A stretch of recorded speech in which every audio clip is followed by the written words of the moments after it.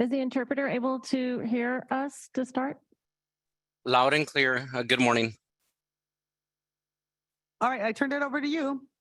Okay, so at this time, I will make the introduction, the simultaneous interpretation in Spanish, correct? Yes, sir.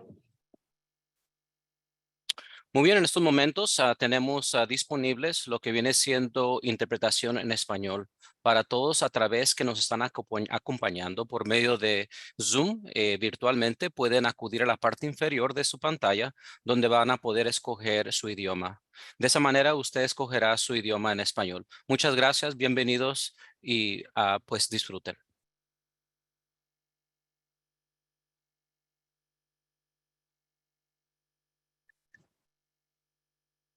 Thank you. All right, with that, we're going to start the meeting with a tribal acknowledgement. I would like to take a moment to acknowledge the land that we call home. The tribal nations of the San Diego region have historically faced injustices. We acknowledge the harmony that existed between the land, nature, and its original peoples who have since endured displacement, persecution, and systemic oppression. We pay our respect to the unceded territory and homelands of the 18 tribal nations in our region, the most in any county in the United States, from our cultural groups, the Kumeyaay, the Guiño, the Luiseño, the Cupeño, and the Cahuilla. This land is nourished, healed, protected, and embraced them for many generations in a relationship of balance and harmony. And as members of SANDAG community, we acknowledge this legacy. We aspire to learn from indigenous traditional knowledge and experience in undoing the injustices of the past. So thank you, everyone. Now, can you please join me in the Pledge of Allegiance? I pledge allegiance to the flag of the United States of America and to the republic for which it stands, one nation, under God, indivisible, with liberty and justice for all.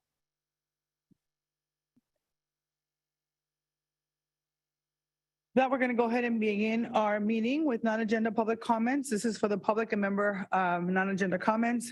Per our board policy, the amount of time allotted for each verbal public comment is determined based on the number of agenda items, the complexity of those items, and the number of persons anticipated to offer comment. This allows to hear from as many people as possible and to complete our business while we still have quorum. We have several substantive items on the agenda today to get through and are already planning to stay past noon. So we also have to finish item number 7 by 12 in order to allow our audit committee to begin its interviews on time. So I'm going to be keeping a close eye on timing to keep us moving today. And based on those factors for today's meeting, each member of the public will be allowed to speak for 1 minute for public comment. With that, I'm handing over to public comment. Tessa? Thank you, Chairwoman. I would like to remind the public that during this part of the agenda, we take the first 5 public commenters for non-agenda comments. The remainder are virtual with your hand raised. Please raise your hand at the end of the meeting and we'll take you at that time. The 5 that will be called on now are 2 in person, Truth and Mark, followed by 3 virtual, Alex Wong, Blair Beekman, and Catherine Rhodes. Truth, please go to the podium. I am here, and first I have a special thank you shout out to the SANDAG community team because they're very nice. Last meeting, I appreciated that Terry calculated those GHG numbers. I was kind of expecting Goldwell to check them, but he had his own good points about EVs having no impact on the federal government's faulty climate math. They don't care if it makes sense. What matters to them is the outcome. They just don't want us owning cars, and that's exactly why I don't support a regional plan. And Luz, I appreciated her passion for getting info about the double road tax. Andrea, she suggested that these road taxes and VMT tracking ideas are the cards that have been handed to us. Well, I got news for her. Those are expensive and privacy violating junk cards she failed to justify. She needs to get off that phone so she can hear the reality the rest of us are living in. And Shu, you know which tax I prefer? Neither the rock or the gas tax. Go fund public transit yourself. And you know what drink I recommend instead of coffee? Truth Tonic. And Ryan, why do you sit there silent all the time? I see, I don't recommend you be like Thank Joe, you. who Your never time speaks has up for expired. Our next public speaker is Mark. Please come to the podium.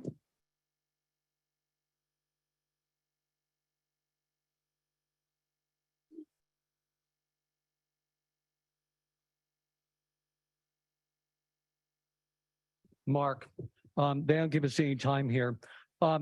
A lot of this whole meeting is just them doing Agenda 21 for the UN and the WEF.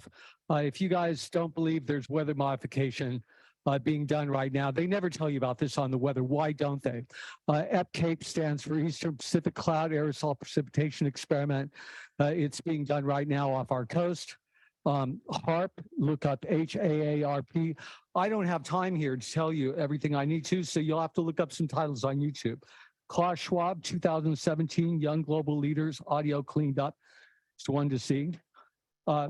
Especially pertaining to this evil meeting and taking away control from America. See Rosa Corey behind the green mask, UN Agenda 21, 62512, part 1 of 4. Corey is Koire. Rosa Corey. Goodbye American Sovereignty. Hello USMCA. Zeitgeist Addendum. Thank you. Your time Documentary, has social expired. We'll go Yeah, on to no our time next public speaker, who is virtual. Alex Wong, please go ahead.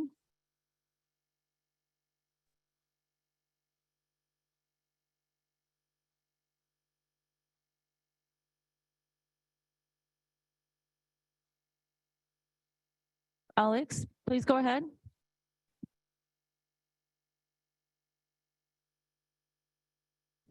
Okay, it appears your sound is not working. I will go ahead and move on to the next public speaker, Blair Beekman. Please go ahead. Hi, Blair Beekman here.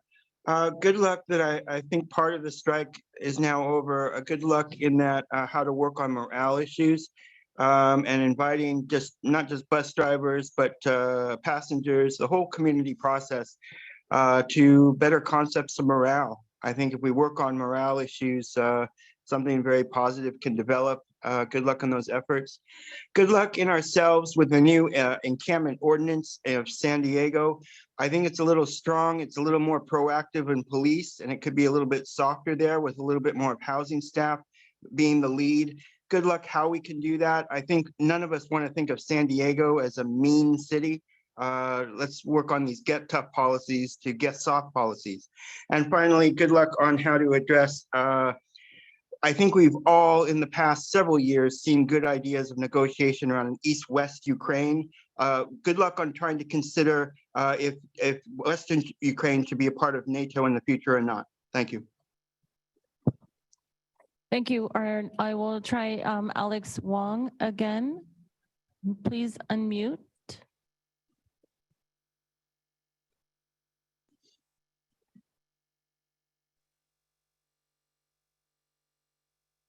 It appears your system must not be working. I will go on to Catherine Rhodes. Please go ahead. Hello, this is Catherine Rhodes, and I want to just repeat what I said in the executive meeting. Thank you very much for the PB shuttle, the shuttle that goes from PB over to the Balboa station for free. Thank you so much for funding that. And then the other thing is, I would like Supervisor Nora Vargas and City Council Chair President Shawnee Rivera to actually look over Government Section 8698. Mayor Todd Gloria is misinterpreting state law that says that you can only have the shelters open for 180 days max. State law reads not to exceed 730 days of continuous operations or December 31st, 2024. They're kicking people out of the library. They're keeping seriously mentally ill, homeless women out of the library when they don't need to. And so this is a misinterpretation, and I hope you guys challenge him. He also says that there has to be some type of change in the use. That's not true. Thank you. Your time expired. One last opportunity for Alex Wong. Please try again. SANDAG should build the airport rail link as an automated people mover, not a trolley.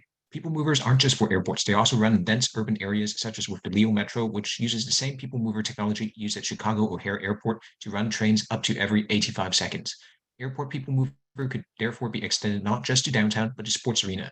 During game day at Aztec Stadium station is often overcrowded and spectators have to wait for several trains before being able to board a train, even with trolleys coming every 7.5 minutes. The same would only happen at sports arena game days with a trolley. By contrast, people movers coming every 2 minutes would much more efficiently disperse crowds.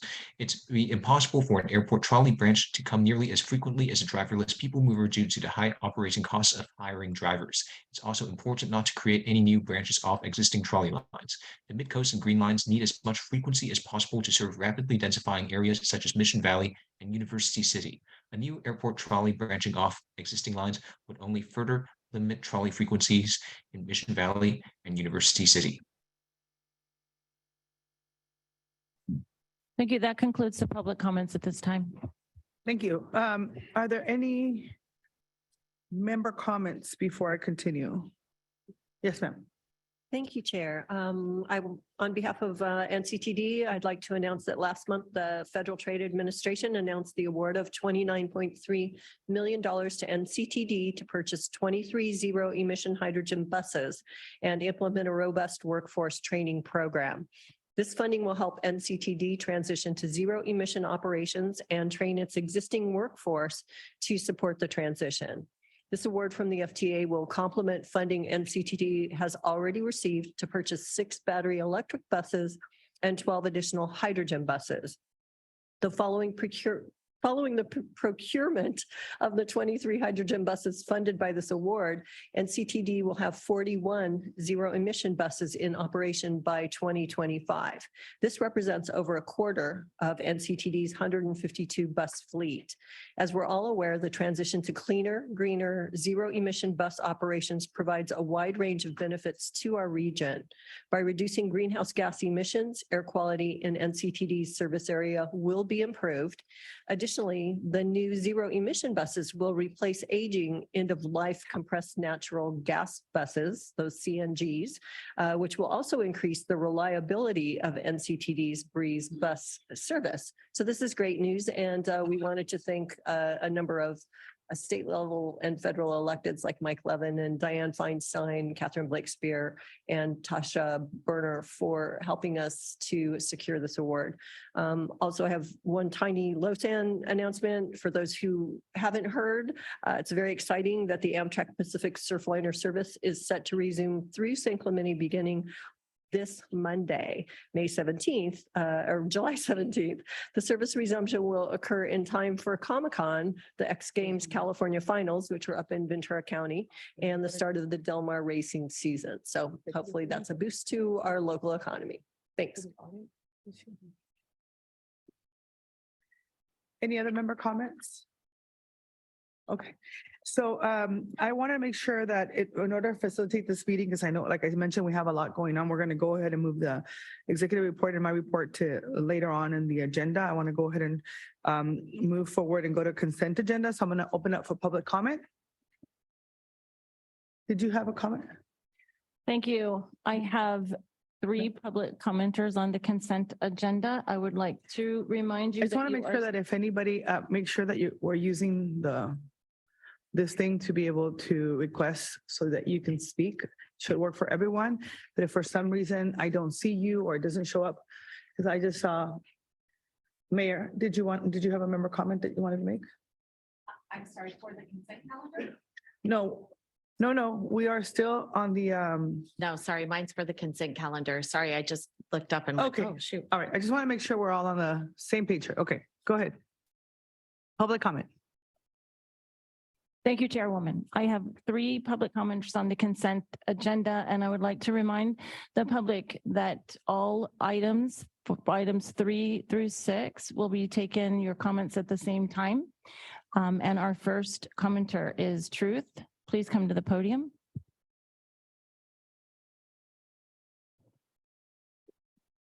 All right, item 5 revises the SANDAG calendar.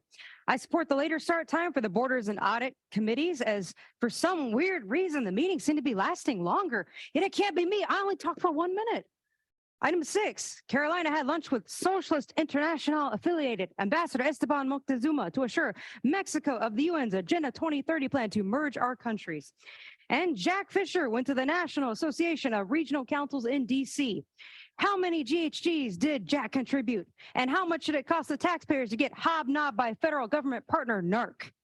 From NARC's Transportation Committee Policies and Priorities, quote, require real IDs, regional councils incorporating intelligent transportation, connected vehicles, and the federal Smart Cities program.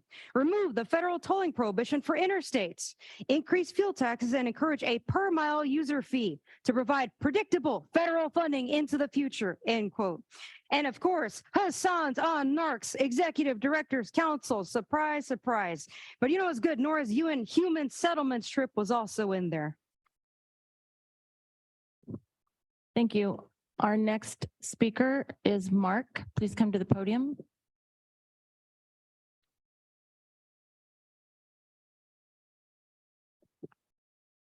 Regarding your agendas, the Rosa Corey video is the best one to show what you guys are doing, which is Agenda 21.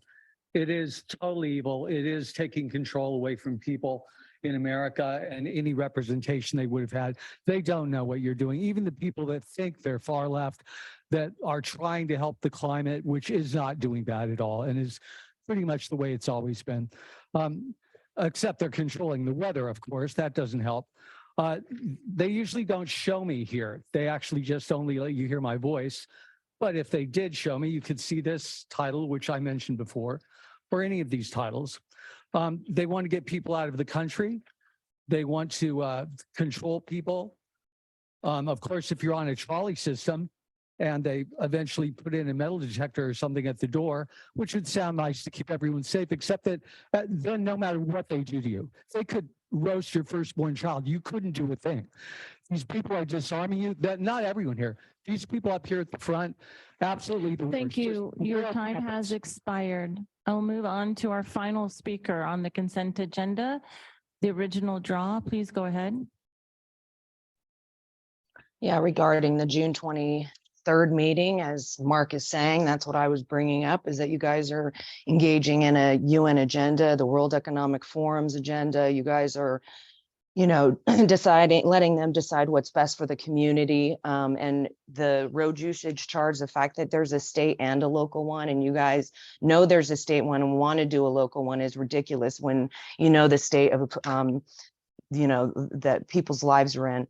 And, you know, this whole, your events and whatnot and engaging cross country like this, you know, this is a really, really good way, especially when nobody wants to address human and child trafficking or sex trafficking, right?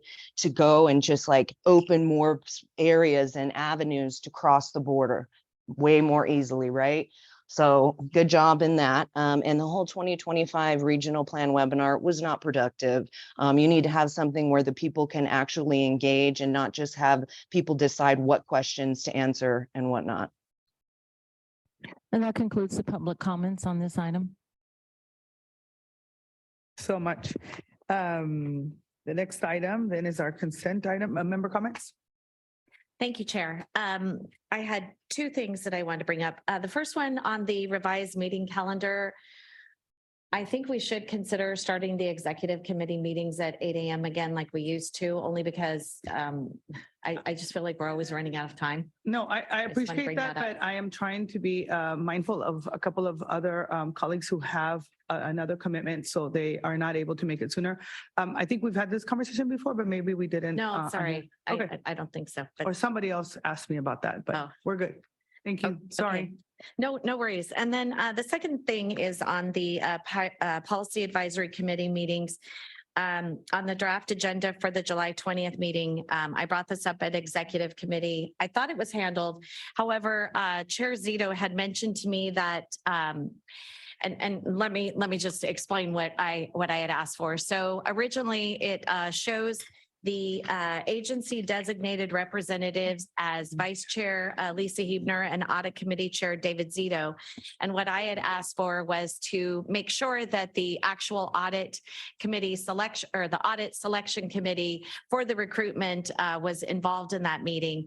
I was told that it was yes, but then Chair Zito had mentioned to me that that might create a quorum issue, or I'm sorry, not a quorum issue, a Brown Act violation, because there are 3 members of the actual audit committee committee at one point in time, which is more than half of the committee, because I think so that'd be more than half because it's 3 out of 5. So what my suggestion would be is that we actually have the audit committee, selection committee, the 2 public members that have done the recruitment, which is Bob Monson and Stuart Halpern. Yeah, then- so I don't want to interrupt you because I want to make sure that I don't know that because of the transition that happened right now, I had a conversation with the chair of audit committee, and I recommended to him that I would clarify it during this meeting. So, but you got ahead of me, so I didn't get a chance to do that. It's okay. So what we're going to do is going to have the first vice chair. First vice chair, second vice chair, Dios mío. And we're going to have Chair Zito, and then a member of the committee that he will choose. And I think he's asked me if Bob could be the person. So that'll be how we'll move forward. It's extremely important that the chair of the audit committee is present at closed session. And so is the first vice chair is our representative. And so that will give us enough representation. We also will have the recruiter. And there has been a very, very thorough process. And I know they're going to do interviews today. So that was the recommendation that both the chair of the audit committee and myself had to this. And any information that any of the subcommittee members have in the audit committee, they'll have an opportunity to discuss with Chair Zito. And the other piece of the conversation that you all didn't hear during an executive committee was that, one of the things that we do and part of organizational management, right, is really this idea that you have a chair of a committee and we post that trust in the chair of that committee to be able to represent us and gather that information and come here. And so we're doing something a little bit unique per your request to ensure that we have a committee member to include. And I think that's a good way to have a middle of the road. So we have one person from the committee, we have the chair and the first vice chair participate in that process in closed session. And that way we don't violate any closed session items. So I actually have a better solution in my opinion. And what I think that would be is that we have the recruitment team come in first and not Chair Zito, so we don't have an issue because I want to definitely stay above board. And then after we have our Q&A with them, then the chair would come in. And I think that would really cover everything. So I'd actually like to make a motion to have the recruitment team of Bob Monson and Stuart Halpern available first of all, so we can ask both of them any questions and hear from them and their opinions, and then have Chair Zito come in, because I think having all 3 of them would really be valuable in my opinion. So that would be my motion. I'll second that. Any further discussion? Yes. I just want to say that as a former vice chair of the audit committee, this is a very technical thing to be an auditor. Nobody in this room is probably qualified to really understand the depths of what it takes to do an audit. I certainly wasn't. And without Stuart Halpern and Bob Monson, we would have not been able to make good decisions on the audit committee. These guys are both experts in the field. They've done it all their lives. And I think we're taking such an important step to bring in a new auditor. They should be part of every part of this process. So that's why I want to make sure that there's some clarity here, because I feel like there's sort of these assumptions being made. It has been a very, very transparent process, one where the audit committee and the committee itself, all of you approved the recruiters. The reason why you get recruiters are experts in this process. One of the reasons why it's really important to try to keep it as objective as you can. And although we have 2 members of the committee who are engaged and participating, it's really important that we remember that the reason why you have a recruiter and an expert who helps us in this process is that they are the experts in trying to help us recommend the folks that are going to come before us, number 1. Number 2, I have also been, vice chair of audit committee for CalSTRS. It doesn't get bigger than that, $289 billion and vice chair of governance. So I think all of us have different experiences as elected officials, as executives, whatever our role is. Here, our responsibility as fiduciaries for SANDAG is to ensure that there has been a thorough process that has been created. I don't want to stay on this item for a long time because we have a lot going on, but I feel like we have to put some trust on the chair of the audit committee and on our first vice chair who have been delegated by myself to ensure that they're representing us. I am not in any shape, way, or form minimizing the opportunity for any audit committee member to be able to provide with information, but I feel like we're going around and trying to have sort of this much more I'm not really understanding why we don't trust that the chair of audit committee is able to do his job and represent the committee and come back and give us that information, number one. And number two, I am recommending that one of those members join us in that process. So there is no barriers. There's nothing about not having them participate. It's just, to me, in order for us to have a very thorough process that we created, that people are reporting back to us, and in the end, the person who is actually going through the process of the independent auditor is the expert to share with us who the recommenders are and what we're going through. And so I want us to be very mindful. We have to be very objective, very transparent, and there shouldn't be swaying from the audit committee on which way we go. It's more of how do we make sure that this process is as fair and just, and I know that there's some, perspective about how many people can be in the room. I just don't understand. And this is the part that's really hard for me, is why do we have all these committees and have chairs and people that we trust to do this work? And then when it comes back to it, we're like, well, no, we want to add another layer. But that's just a question that I have for my colleagues. Yes, sir. Yeah, so I am the vice chair of the audit committee. The decision by the board is really whether or not the person that is going to be the auditor is going to be working well with the board and the staff. And that's the real decision. The audit committee and the recruiter today are going to be making recommendations based upon which candidates are best as auditors. Yeah. And we are going to provide you with a number of candidates that all are absolutely qualified to be auditors. Yeah. And then it is your decision as the board. I will not be participating in that most likely. Which ones do you want to be your auditor because they work well with others, shall we say? And that is ultimately your decision. I think we tainted the process if we do it the other way, but we have a vote. Any other additional discussion? All right, with that, please vote. Wait, I'm sorry, Chair. I did have one more thing I wanted to add. I'm sorry, I pushed my button. So I guess at the end of the day, both of these, we extended the terms of both of these recruitment team. We extended their terms because they're vital to the process.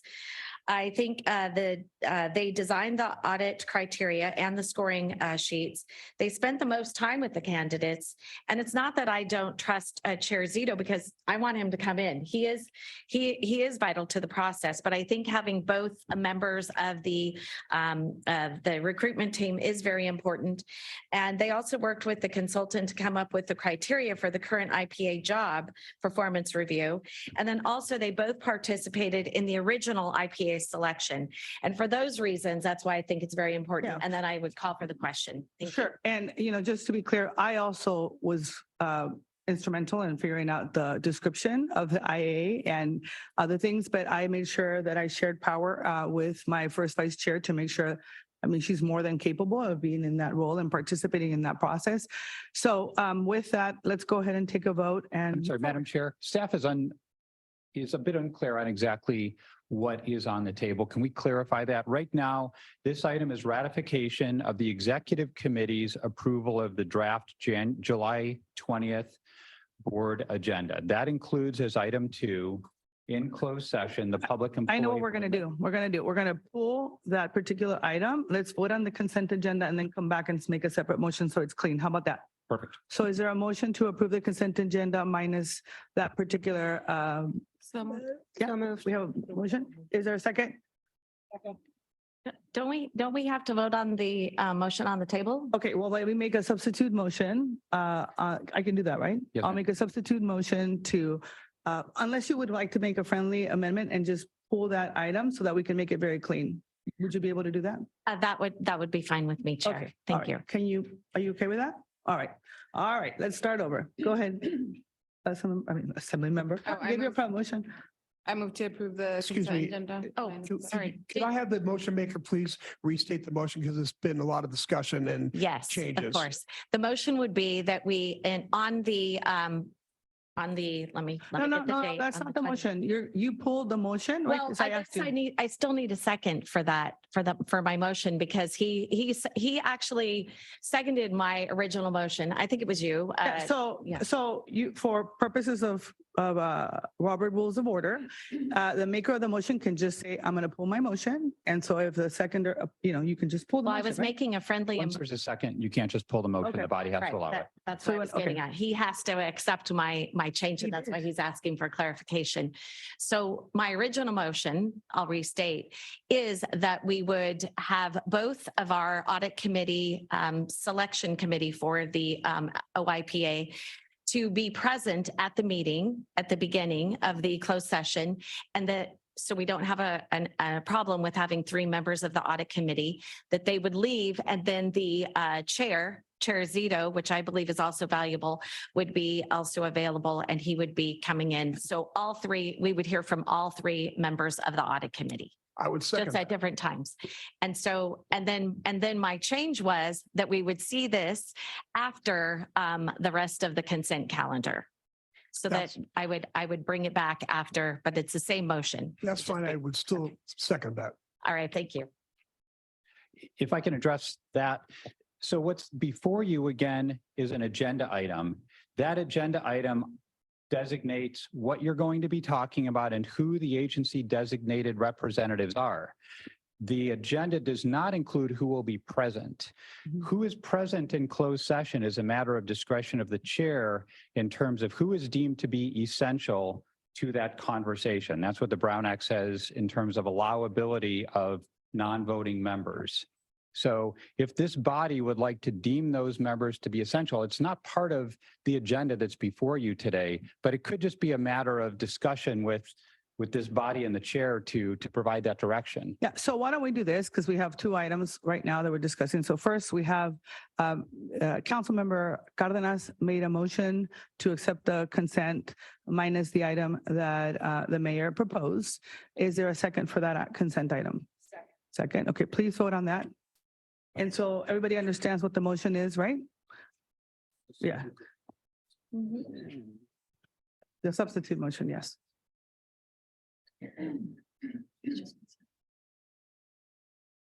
Just consent. And that motion passes with those members present. Okay, now, we have a motion on the floor by the mayor, second by the mayor as well. And so the recommendation from council is that it's up to, you want us to continue to have that discussion? Because my understanding was, so this is what I understood per our discussion, was that we were going to, what I did during the executive committee was recommend that we had the 2 members, Chair Zito and the first vice chair, come and present to the board, right? So maybe what I'll do is I'll have legal counsel explain how the process is going to work for that particular item when it comes on July 20th, so that people understand what that's going to look like. And then we can explain to folks, because I don't know that everybody understands what it's going to look like. Okay, ultimately in closed session, my understanding is that you'll be conducting interviews. Part of this includes participation by your recruiter and participation by whoever it is that you as the board deem to be essential to that conversation in terms of receiving information. Yes. What is before you here is just the agenda. None of that is per the Brown Act to be included in the agenda. It's within the discretion of the chair, and the body can certainly give input to the chair in making that determination ultimately of who is essential to be in closed session. So that's where I have the concern that this isn't really, this motion isn't germane to the item that is before you today of ratification of this agenda, but that conversation could give direction to the chair of who you as a body would like to be in that closed session as agenda. And during as the essential. executive committee, it was recommended by the mayor. There was two folks from the audit committee and then the mayor, because I had recommended the mayor and the first vice chair of those people that are going to come and present to us as a board. And so Chair, not the mayor, chair, Daisy. yeah, yourself. That's who I had asked to come. Only a mayor. I'm sorry. And no, but then the mayor made a request. And so in me trying to show goodwill to ensure that people understand that we want to make sure that we have transparency, I said, sure, we'll go ahead and bring them. The challenge that we have is that we will violate the Brown Act by having, there's a concern of having 4 board members, all of the members in there, because it creates some challenges, right, about the audit committee members all being during that discussion in closed session. I would not share in that because there's an exception under the Brown Act that a quorum of a legislative body may participate in another publicly noticed meeting of another legislative body to whom they report. And so we have a quorum of the executive committee here at the board today. That's not a problem. So that's not the issue. Okay, that's so before you. then, having said that, I'm just going to ask you to go ahead and remove your. Lo que voy a hacer es, lo voy a Who's talking? Okay, so here's what we're going to do. We're going to go ahead and I'm going to ask the mayor to go ahead and pull that request. As the chair of the board, I'm going to ask that the 2 folks who are on the audit committee come in first. They will have a limited amount of time that I will allot for them to come and present what their recommendations, what their findings are, without them recommending who they want us to vote for. And we will have very clear goals. They're going to step out and then we're going to have the chair and the first vice chair come in. Are you okay with that? So I just want to clarify though, I believe that I am. I just want to make sure that we have deemed both of them as essential as our council had said, so that we, part of this action, I don't know how we would add it. But No, I that don't we think would- you make, what I'm saying is you don't need to make an action because he's Okay. just saying that it's under my purview that I can do that. Okay, And so in order for us to move forward, I'm saying to you, let's go ahead and do that because I have the ability to do that. He just informed me that there is no violation of anything, which is what they had told us before, which is why you made the recommendation. So I think we're spinning around in circles here. We're going to go ahead. If you're okay with that, if you remove your action, then we don't have to. We just make you just make a motion to support that particular item and we will move forward. Correct? thank you, Chair. I really appreciate your clarification. So I would remove my objection and my motion to just include, based on what we just heard today, that we would approve moving this forward. That there's no conflict, then we're going to, so we have a Correct. motion. Is there a second? Second. A motion to support the item recommended by the executive committee. Because For it's been July assured that 20th. we will have all 3 members there. Thank you. All right, we have a motion and a second. Yes, sir.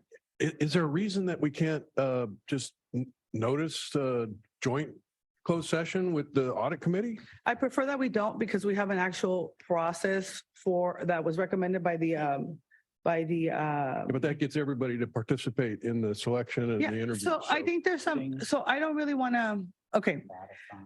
Well, this whole so- discussion has been about not violating the Brown Act, and it I seems think pretty simple because that I think, there's Mayor, a solution to that. Mayor, I think there's some misinformation and that's how we got here. We did not provided the correct information. That's why we're having this discussion that we should have never had. And so there's no leaving anybody out. We have an audit committee that presents information to us, council. No changes. There is an audit committee that's working on our behalf so that we can be sure as a board to be able to have that they're going to make a recommendation to us. They make a short list recommendation based on very thorough conversation, discussion that's taking place, including today. They're going to present 3 folks to us during this meeting on July 20th. we, as a board, are going to have an actual sheet so that we can score people. We get to ask people questions, these interviewers. We're also going to get feedback. What has been asked from one of the members of our SANDAG board is that the audit committee members can provide feedback. The discussion we were having was that there's a process of why we have an audit committee and why we have a chair and a first vice chair and other community members that are able to provide that feedback. It didn't seem like that was sufficient, and the mayor is asking for a little bit more.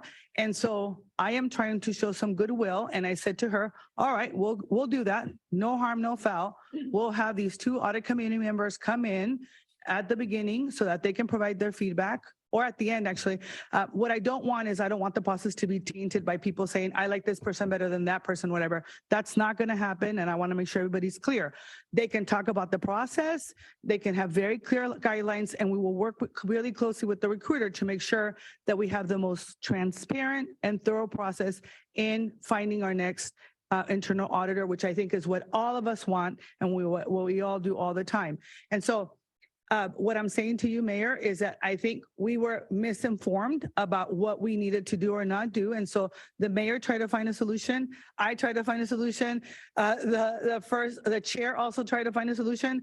And then we found out that we didn't have to do all that. And so I made a friendly recommendation. She accepted it. And so here we are now. And I think we have now a motion to support that item, which is the recommendation of the executive committee as is. And I, in my role as chair, will create some templates so that we make sure, because we are going to have a process on how we do this on the day of, so that everybody can discuss, everybody can ask questions. And in the end, we have the best auditor, internal auditor for SANDAG. Everybody fine? We're good? All right. So we have a motion. Is there a second? I don't remember. We had a second from Mayor Wells. Okay, good. Chairwoman, before we vote, may I just clarify that this is a motion from Mayor Jones with a second from Mayor Wells to approve the No, ma'am. items? That motion was retrieved. There's a new motion and they're the same makers and seconder. Okay. Right. Just to because we approve have item a 4. change Yeah. internally. I need staff to pay attention. Yes. I really do need staff to pay attention. We're good? Okay, everybody please vote.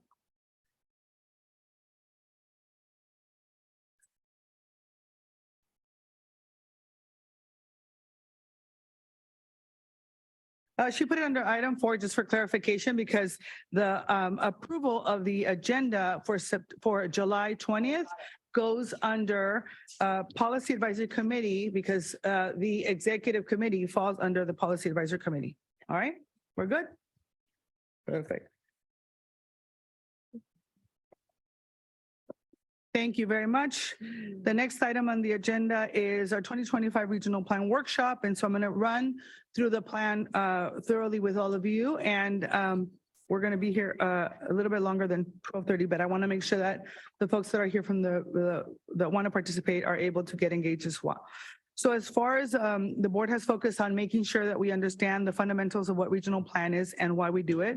We've also talked about the vision and goals, projected priorities. We've talked about GHG reduction, requirements, and equity, and we started to build a list of the guiding principles for staff to follow as they work to develop the 2025 regional plan. Today, we're building on this work by focusing on funding for the regional plan. And like our previous workshops, the goal is to provide staff with high-level direction on guardrails on what we would like to see in the regional plan. So first, I'm going to ask the team to provide a brief presentation. Brief is the key word here. And then we're going to be followed by public comment on this item. And then Antoinette is going to walk us through the directions from the exercise, and we're going to move over to conference room 7 for the remainder of this item. This is a very important item. The board is going to participate in a 15-minute interactive exercise like the one we did last time, where we all had to work together, sit with different folks, and then we'll have a board discussion to come up with our funding principles using the thumbs up, thumbs down approach, as we have done in the past. And again, the end goal for today is that we find things we can agree on to help lead the 2025 regional plan development going forward. So I'm going to turn it over to you, Antoinette. All right, thank you. I'm going to kick things off with a very brief recap of where we've been. This is our fourth workshop on the 2025 regional plan. We started last spring where I presented on all of the requirements at the state and federal level, the core components of the regional plan, and you all had a discussion on the circles of influence and control. Then in May, there was the workshop where we really focused on our target that's the most difficult to achieve, the GHG reduction target that's set by the state and that we have to meet by 2035. And you worked in small groups to identify and prioritize projects that would help us to achieve those targets. We talked about the equity requirements at your June meeting, and you worked in the same groups and added some additional projects to your maps that would help to address equity. Today, we're talking about another one of the major requirements, and that is the funding plan for the regional plan. I know this is an important topic for many of you. There's been a lot of discussion, a lot of questions around the funding sources that are assumed in the regional plan. So my colleague Susan is really going to take a deep dive into what is a funding plan, what isn't it, help to clarify some of the confusion, answer the questions that we've been hearing over the last couple of months. Then we're going to move into an interactive workshop. You're going to work in the same groups that you've been working in, and you're going to actually develop your own conceptual funding plans for all of the projects that you've identified and prioritized to date. So speaking of the projects, this slide summarizes the types of projects that you've discussed so far. And in order to include these projects in the plan, we have to first, as you know, make sure that we meet the laws and the requirements. And then we have to show the federal government how we'll pay for the projects in the plan by developing a funding strategy. The funding strategy is not a funding commitment. It's not a project by project funding commitment. It's a high level scenario that considers all of the possible federal, state, and local funding sources that could come into the region in the future to support the regional plan projects. And that's where Susan's team comes in. Well, my team's working on putting together a compliant plan, identifying the projects that'll meet the laws. Her team is working on putting together a funding strategy that meets the federal requirements. I'm going to hand it over to Susan to talk about that, and then we will open public comment when she's done. Great. Thank you, Antoinette. I'm Susan Huntington. I'm SANDAG's Director of Financial Planning, Budgets, and Grants. I wanted to start with building our collective understanding of what the financial plan is and what are the federal requirements. So on the screen, you'll see the four main requirements. The SANDAG is required by the federal government to develop a fiscally constrained plan. That means we need to identify funding sources for all of the projects, programs, and services, including in the plan. So whereas Antoinette's team is coming up with the planned transportation investments, my team is identifying the current and anticipated revenue sources and financing opportunities to deliver on those investments. The revenues must meet reasonable expectation requirement by the feds. So what does that mean? It literally means the assumption should be based on observed trends for existing fund sources, which are anticipated to move into the future. So for example, the federal formula funds that the region receives have grown over the last couple of decades at a 2 to 3% growth rate annually, with bump ups with each transportation authorization. A reasonable expectation would be for this level of growth to continue into the future. Assuming a 10% annual growth rate would not be reasonable. For example, the third thing is each time the regional plan is updated, the funding plan is also updated to incorporate new information and align funding to updated projects, cost estimates, and timing. And finally, eligible uses of all the funding sources must align with the projects and programs included in the plan.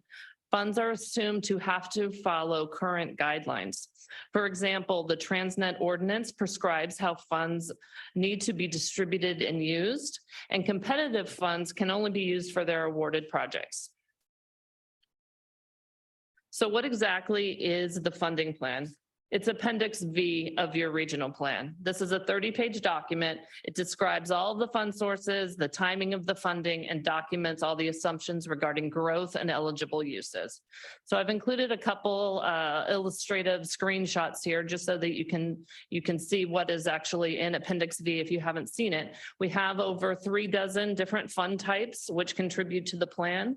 And I also want to point out that, that the funds do not all show up on day one. Funds come in over time. Also, as part of the process, we develop a risk assessment, which highlights which funds are less certain and a risk mitigation strategy. In the 2021 plan, SANDAG acknowledged risk in several of the fund types. And one way that we mitigated that was to have a funding plan which exceeded the cost by around $10 billion. And finally, we have a fund usage chart. Funding sources are tied to certain types of projects, for example, transit infrastructure, transit operations, et cetera. And generally, SANDAG doesn't have the authority to interchange them. The exception to that is SANDAG can determine eligible uses of regional revenue sources. This is one of the very important benefits for assuming regional revenue in the plan. SANDAG can allocate those funds to projects and or modes which are a priority to the region.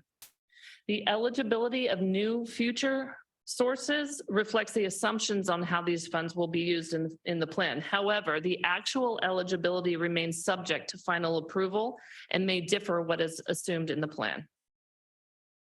So how do we put the plan together? This is a super high level description of the process. It takes months to complete, and we are working on it throughout the time that the plan is being put together for the draft and for the final. We look at assumed revenue sources included in the most recent plan.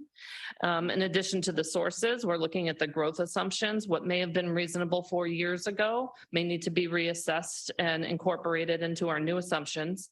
We review legislation and recent changes to legislation and program guidelines associated with each fund source. Updates also would be incorporated into the assumptions. For example, state funding source guidelines are now leaning towards multimodal, non-capacity increasing projects to meet the state's climate goals. So we have to incorporate how state funds would also be able to be used. We have existing funds that are already in legislation like Transnet. This goes out to 2048, so we already have that in legislation. We make assumptions for the continuation of certain revenue sources. For example, the reauthorization of federal transportation bills. So we know that they have been reauthorized at certain intervals. And so although it's not currently in legislation, we assume that that will continue to be authorized. And we also include assumptions for future fund sources at the local, state, and federal level. Sources which have been approved as reasonable in prior SANDAG plans include new local sales taxes, transportation network fees, future state and federal gas tax adjustments. The assumptions for future revenues come from actions taken by boards, the public, and the legislatures. We can also consider new programs which the federal government has approved at peer agencies. We can consider if these revenue streams would be appropriate for the San Diego region. Something like cordon pricing may be appropriate for New York, but we would have to consider whether those would be appropriate for a region like San Diego. And finally, we make sure our assumptions are reasonable by hosting peer group reviews and making sure that we are consistent with others who are making assumptions on similar fund types. So rolling through, I just wanted to get to where does the money come from in terms of our 2021 regional plan projected about $165 billion in local, state, federal, and new dollars would be available. Your local funds, some samples of that is Transnet, fast track revenue, passenger fares. Federal is a makeup of discretionary or competitive programs plus our federal formula funds. Same with the state. There's a portion that are coming to us by formula and a portion that we assume through the competitive program. And then there's the new sources of funds that I just described. So if we break that out a little bit, what I want you to take away from this slide is that 20% of our outside funds from federal and state are from those competitive grants. And those competitive grants rely on the region to have our own local money to serve as a match. So we have seen a trend that the new state and federal dollars are being allocated into competitive programs, not formula programs. So having local funds is critical for SANDAG's success on delivering the projects in the plan. Just anecdotally, each time that a NOFO comes out, a notice of funding opportunity, one of the first questions we ask ourselves is, do we have match funds? If we don't have match funds, we can't even apply. It's also important to note that the financial plan needs to reflect the reality of these matching funds. For example, including state and federal competitive funds without the local control of match would not be a reasonable assumption. So if you take away your regional funds, that 12%, you're also going to be taking away this other 20%. So 30% of the revenue which supports the plan would go away. Continuing on this theme, this is at the program level for Transnet. Transnet has leveraged outside funds to deliver on the major corridor projects. Only 27% of the major corridor investment is from the Transnet revenue. And so for each $1 of Transnet, we've leveraged another $2.7 of outside funds to expand express lanes on our freeways, the I-15, 805, and the 5, the trolley expansion to UTC, and double tracking along the coastal corridor. Build NCC is an example of how the region is setting its own priorities and leveraging our own local dollars. The North Coast Corridor currently has about $464 million in Transnet dollars, or about 29% of the corridor's investment. This has leveraged over $1 billion in outside funds, both state, federal, competitive, and formula programs.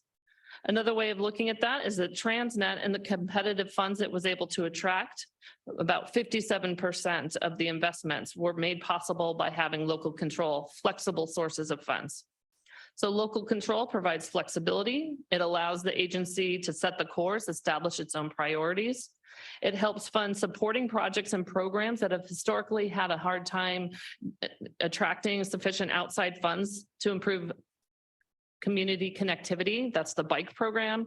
And also the agency was able to do the lagoon restoration. This in turn leads to greater buy-in of the project by regulatory agencies and the community in general. Local control of funds helps to ensure the region gets its fair share of outside funds. I just want to point out again that it's only a small portion of the revenue in the regional plan flows through SANDAG. Only about a third comes through SANDAG to implement the regional investments. Federal dollars go directly to the transit operators for operations. State money goes to Caltrans for their highway operations and maintenance. This slide is included to show the relationship between the regional plan, the budget, and our programming period. The regional plan, again, is a high-level document that goes out decades. The regional plan is not the funding commitment. It is during the project implementation, which is the SANDAG budget and the RTIP, that the total cost of the project, the available revenue sources are refined and determined. So again, the regional plan is just the high level expectation of the capacity of the revenue. So finally, some essential takeaways. The financial plan is a funding scenario. The funding scenario is a reasonable estimate of how the funding would come together. The feds also must agree that it is reasonable and fiscally constrained. The amount, timing, and eligible uses of funding sources must align with the projects and programs included in the plan. And new sources of funding that are under local control provide the greatest flexibility to implement regional priorities and help to attract additional discretionary federal and state funds that require a funding match.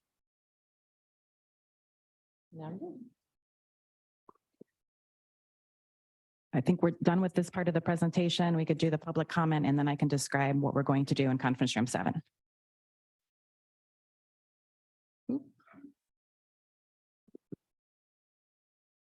Thank you. Our first public commenter on this item, Truth, please come to the podium.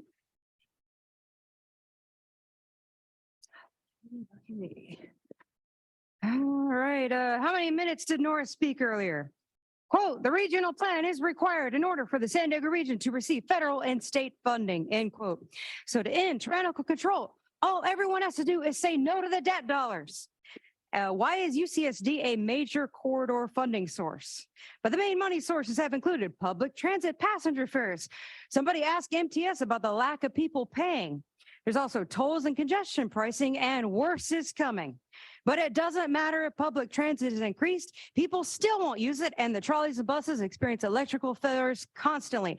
There aren't even enough drivers. It says the federal requirement is a fiscally constrained plan, but SANDAG's already operating with a long-term debt of over $2.3 billion. Yet Andre said that SANDAG's debt rating is rated higher than the federal government, the entity that keeps increasing inflation. And the plan says this is all a funding scenario, not a commitment. You know, it's good to know that the regional plan is nothing but an uncommitted fling. And here's what the financial plan is right here. Yeah, doesn't exist. Thank you. Your time expired. Our next public speaker, Mark, please come to the podium. Your local funding sources are a scam. The people don't even know about this. They didn't vote on it. They don't get to vote because you don't call it a tax. Ela Rivera over there, who's always smirking, has literally made an ordinance so that the homeowners will have to pay tenants to leave their own property. For any reason that's evil, they don't commit any crime, the homeowners, and they don't get any due process. And Nora, she was selected by Nathan Fletcher, who is and was a member of the World Economic Forum. They probably won't show me holding this up, but if you see this video on YouTube, Klaus Schwab, 2017 Young Global Leaders, audio cleaned up, he states in the first minute and a half that he's penetrated governments. So the fact that he recommended Nora, who's smiling over there, she thinks this is funny. That's not funny, Nora. It's not funny at all. You're just taking people's money, stealing it. They don't know. They don't get to vote about it. Yeah, you're just like a bunch of kings with their shit-eating grin. It's not Thank funny. you. Your time has expired. Our next speaker, Catherine Rhodes, please go ahead. Hello, this is Catherine Rhodes, and I'm very, very disappointed that you guys have still not gotten that $350 million hoarded by the San Diego County Regional Airport Authority, and you're letting them get away with it because you don't challenge them. There is a new law in 2021 that you guys haven't even looked at that changes passenger facility charge to allow normally restricted airport revenue to be used for transit, not just to the airport. You could do your whole airport connectivity plan using only the billions of dollars hoarded in airport revenue. And instead, you just ignore it. It's not in any of your plans. It's not in any of your budgets. And so if you came out in 2019 saying you're going to get this $350 million, and so far you've gotten zero of it, what are you going to do about it? Why isn't it in the plan? I hope that when you have your discussion that people bring up these FAA revenue. These are local revenue. There's billions of dollars that you're not allowing us to use because you don't want to step on their toes. Thank you so much. Thank you. Our next speaker, Karina Contreras, please go ahead. Yes, hello, my name is Karina Contreras, Transportation Policy Advocate for Climate Action Campaign. It's really important to understand that as every day goes by, it becomes more and more difficult for folks to afford private transportation. The cost of owning a vehicle, the maintenance, the gas, the car payments, the insurance is just becoming incredibly burdensome in an economy that is not providing enough opportunity for folks to have a living wage. Climate Action Campaign wholeheartedly believes that active transportation in conjunction with public transit is the beneficial way to go for all San Diegans. So please look at funding active transportation. The local jurisdictions need to get together. There needs to be some kind of a regional climate table here at SANDAG where plans can be vetted and people can get multimodal options for transportation. Thank you. Thank you. Our final speaker on this item, the original draw, please go ahead. Man, you guys are something else because you were just in your executive committee talking about your arena plan and that you need to, relook at it to make sure that you're not, just have your dream set so high you're not going to meet it and then have your voice be silenced because you guys can't accomplish what you're saying. And all these things are to, like the previous speaker did say, there is a cost burden, but we shouldn't be going to this whole plan. And you're asking the people who are driving to fund it. And there already is too much cost associated with that and associated with just living. And you guys continue to add all of these things to fund something that you guys have planned with the UN. Okay. And so it's like, you need us to fund it, but you take the money that the people pay to drive and you spend it on things that don't benefit them or driving. It benefits other things. So you need to either start charging people to ride bikes and stuff like that and walk to provide their public transit or modes of it, or don't do it at all. Thank you. Your time expired. That concludes the public comments. Right. Antoinette. All right, so I'm actually going to go over the instructions for the activity when we're in the conference room because it'll be easy for you to understand when you're looking at the materials at your table. But we're going to get back into the same groups that you were in for the last several workshops. I think as you're beginning to see each of these activities builds on the last activity. The group that you're a part of is listed here on this slide. So group 1, go ahead and raise your hand. Okay, you are going to go over with Danielle Coachman, our planning manager, to your table. Group 2, raise your hand. All right, you're going to go with Tueri Faola. She's got to sign up back here to the conference room 7. Group 3, you are with Jennifer Williamson. She's got her number up back there. And then group 4 is going to be with Keith Greer, who has his number up back there. So we can make our way over to the conference room now and get at your tables, please. Thank you.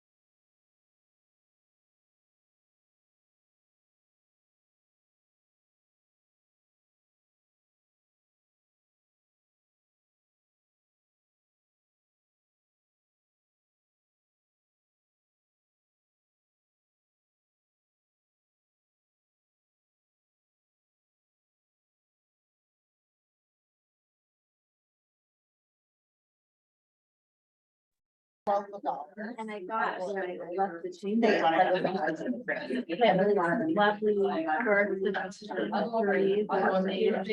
Oh, you are? Yeah. Okay. I mean, you can. I was gonna say. So for every dollar that you spend, leverage to state federal dollars. Typically, $100 starting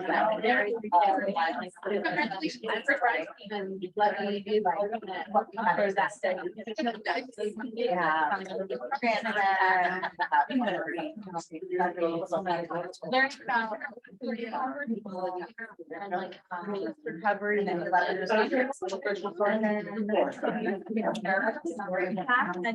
digest.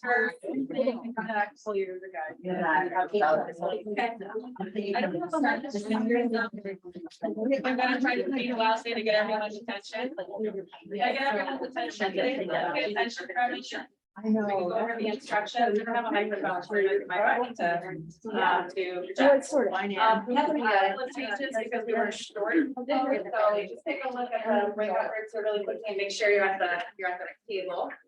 I'll give you a minute to relocate if you need to. Everyone good? We have enough people at each of the groups? Okay.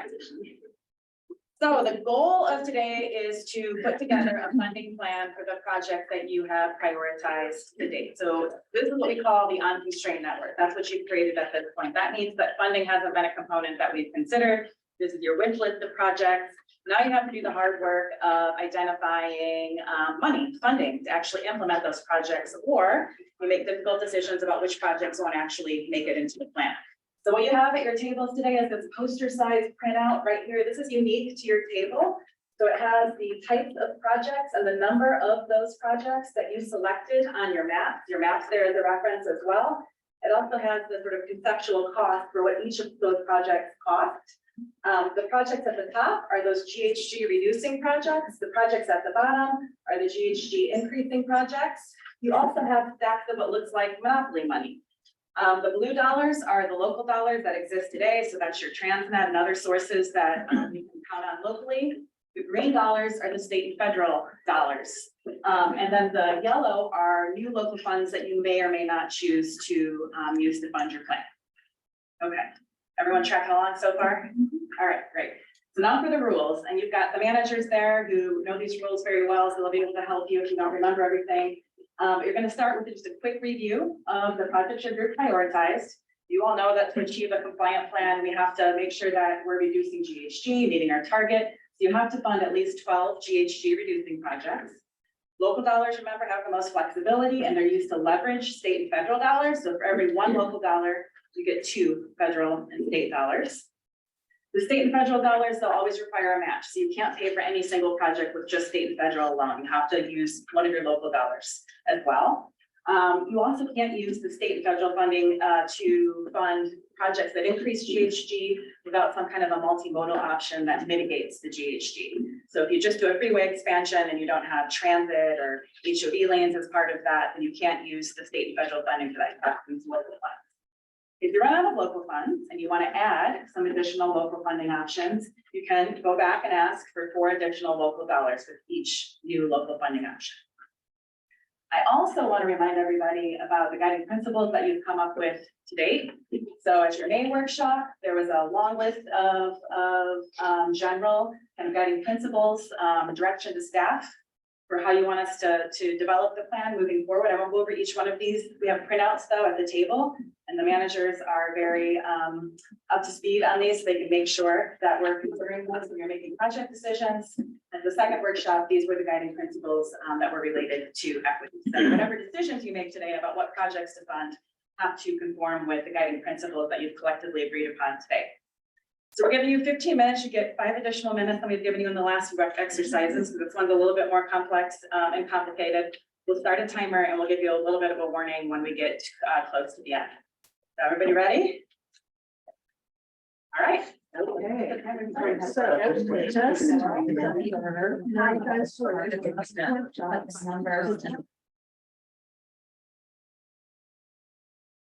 Okay. I like to know everything on or the country to actually like the math or like figuring out how many ones on each of those. What the challenges that you have in the highway expansion, the 78 connector, that is and then project right now from situation where the state and so we can either start by figuring out, you know, so the complex. files. These represent where you're from. So now we have. And we have 30 because we have.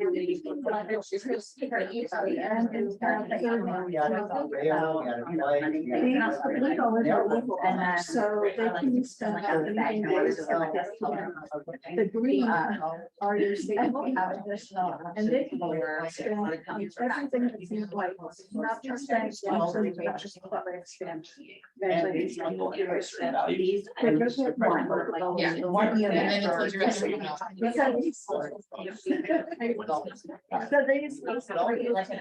This is it. You can go back and ask for local. You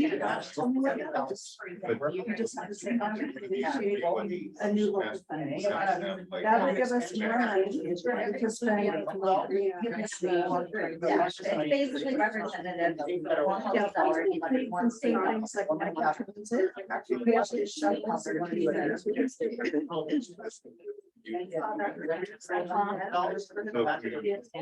Operates locally, much.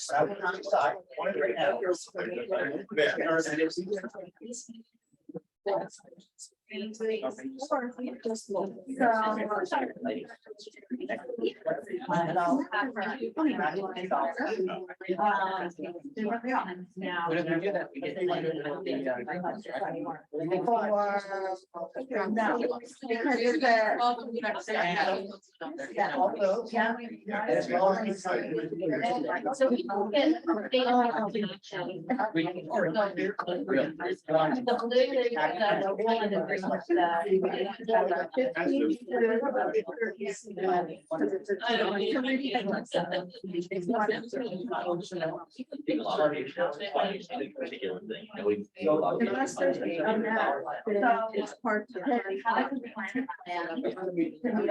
we have to have 12.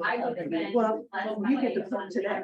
So once we go through and spend our initial $3, then we'll see which products. Then we can. Because right now. If we start.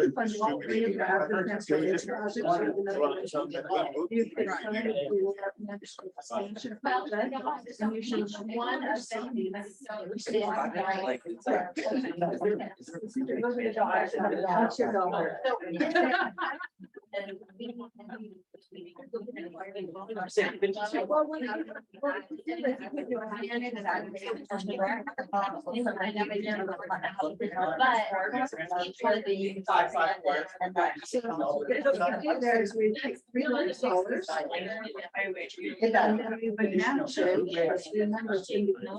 We need 6. Yes, that would be. What, yeah, so that is why, and what we did. Do you want to do that? So you're gonna run out. You have the next one. And then we divided it by. It's down to like smaller unit and then like. So they are somewhat. I would try to scale. This is like.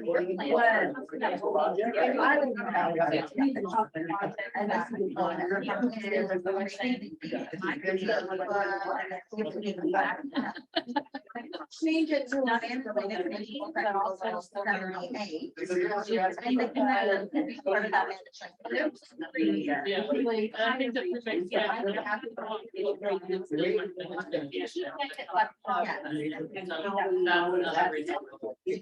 I think that a lot of plan again. So if you did it as a package, but I would say how the connector, and then you're down to 9. And you want to stay in.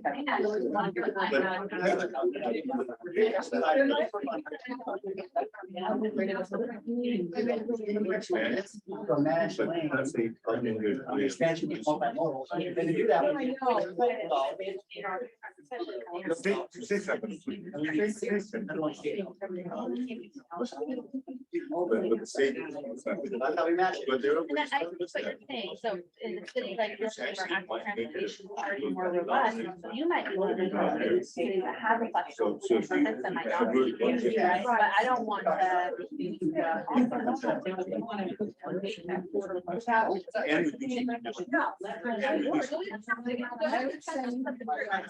I would say one of the things.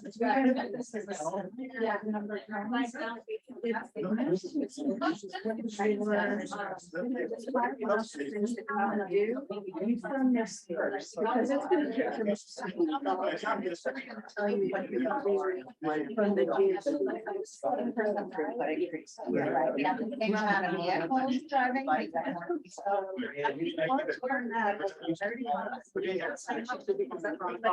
Spend a lot more fees than what's from that. The reality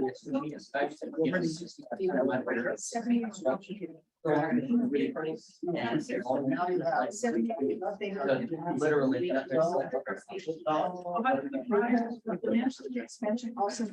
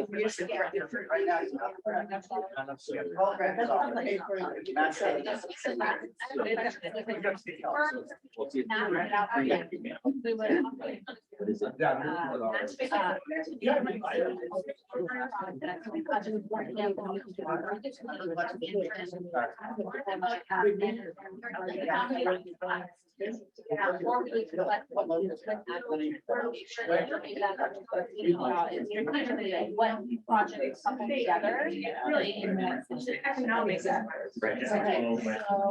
can we, do you think we can do that when we change it from freeway extension to managed lane expansion with multimodal? We include the connector as part of that project. Include either a rapid bus on that corridor or a extension. We get a corridor. Well, that's also the all these things work together. Right, yeah, we're trying to make it oversimple, but so I'm gonna just I had advocated for all kinds of but info development is not on here. It would entail either funding for operational improvements on the sprinter. So that's right. It's separation.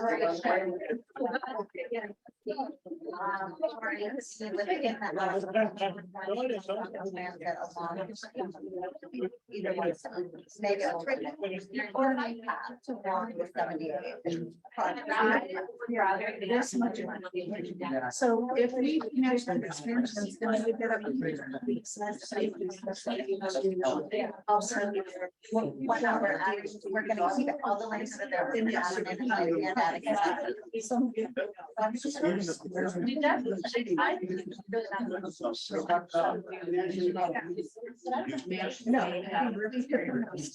and what would be your process? We're never going to agree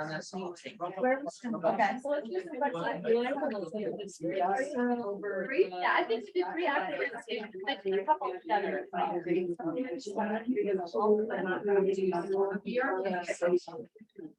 There's 9 agendas.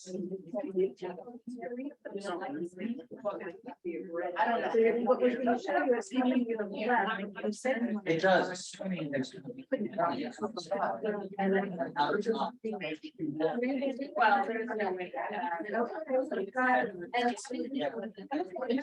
there's no way.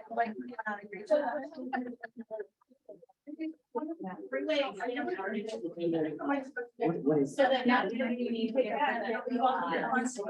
But it's part of it.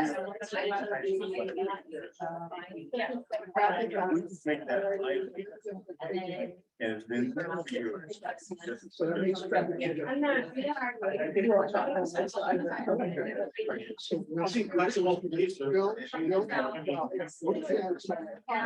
We're also including the connection for that, right? Getting rid of the light and building a ramp for that. As part of that project. It's gonna- Okay, we're gonna add a managed lane, we're gonna do a center, we're gonna build a connected ramp.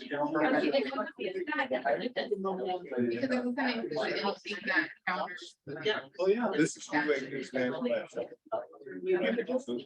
This.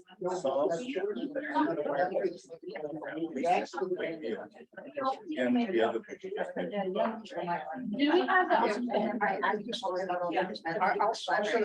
just fundamentally against your.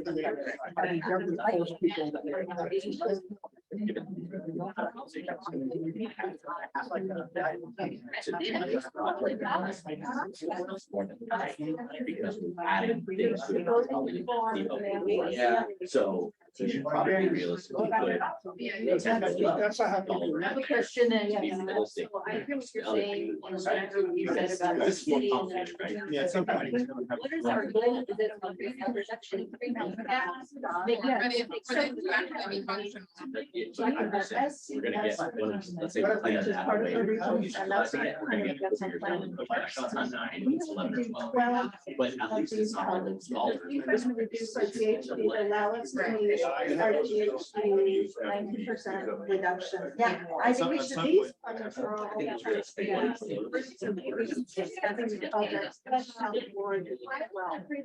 Up here, so we.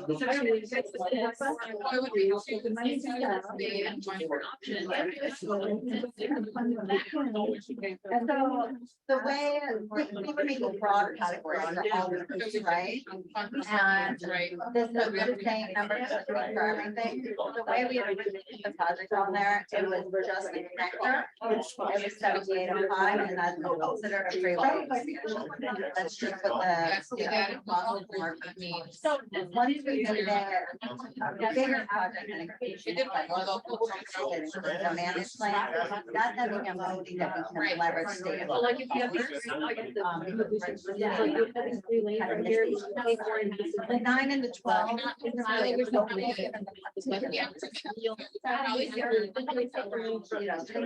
Bigger than that, right?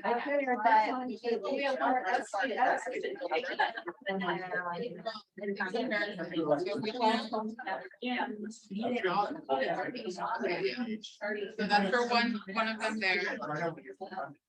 Just under 2 minutes.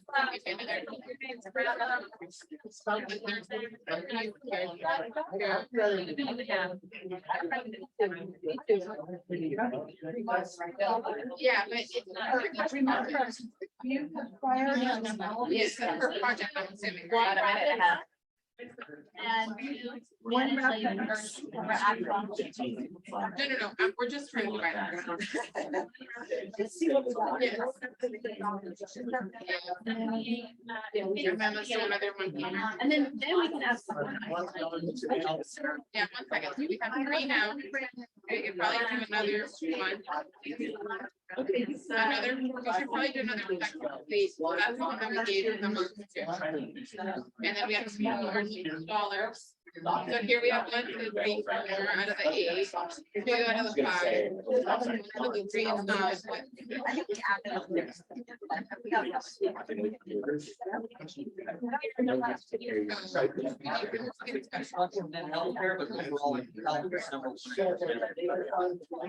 Like, we don't have any other. And then. Yeah, 5 there. 5 there, 2 there. So now.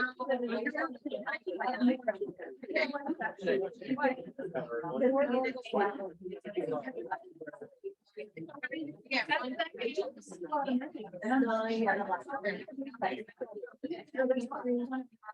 There's 5 here.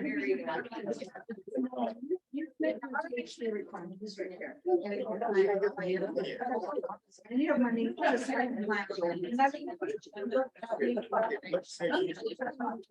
Time is up. Make your final.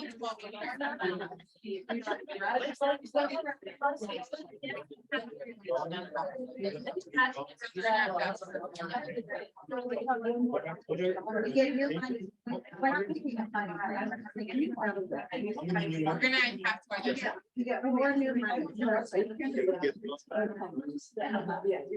One, just need one more to be cleaned up. But I think this.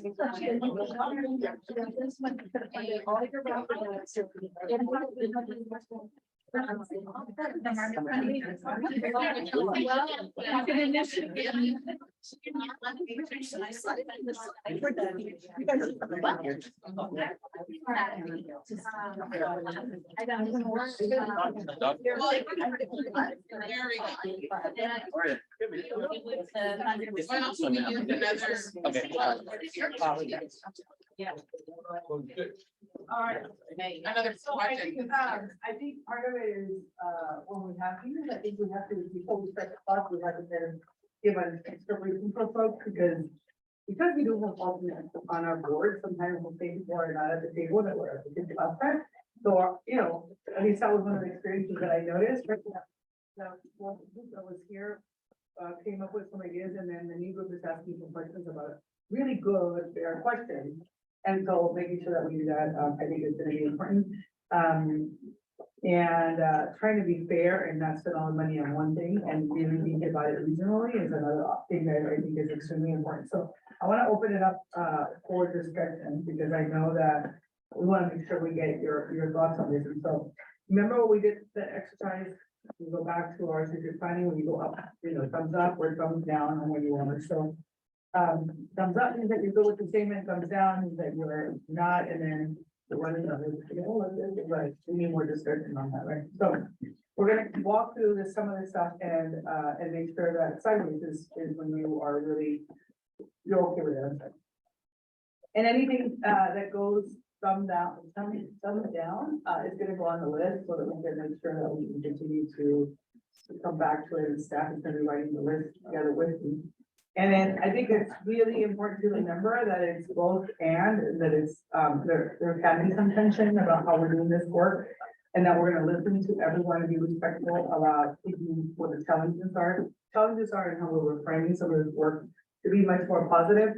I think the other thing to remember, when we started the discussion in our group, we said, we are representatives, right? So I represent 630,000 plus people in District 1. The needs in my community are very real and very unique.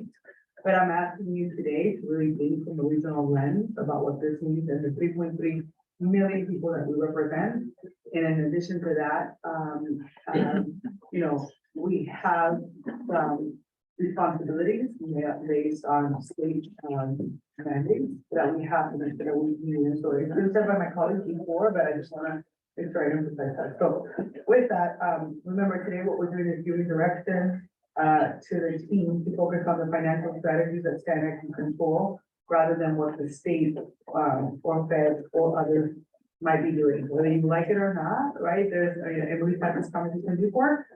You go through the policy process, interview legislation, we think, that what it means, but we have some constraints and boundaries of what we need to, or opportunities actually, of what we need to focus on. So everybody good with that?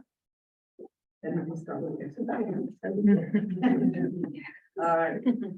So we're gonna start and so number one, right? It's important that the financial strategies for SANDAG control really meet our federal requirements. Yes, no, maybe. So people who said, or do not want to participate, or want to make comments, or anybody saying no? Are you all okay with moving forward with this? Yeah. Okay. All right, it's important, the next statement is, it is important that we make sure we have funding sources that are flexible enough to meet the individual needs of our community. Yes. Marina people. Anybody on the know? Some people are not participating, it's your prerogative. But if you have something to say, this is the time to say it. This is the place to have it. It is important that we make sure we have funding sources that help us get our fair share of state and federal funding for the San Diego region.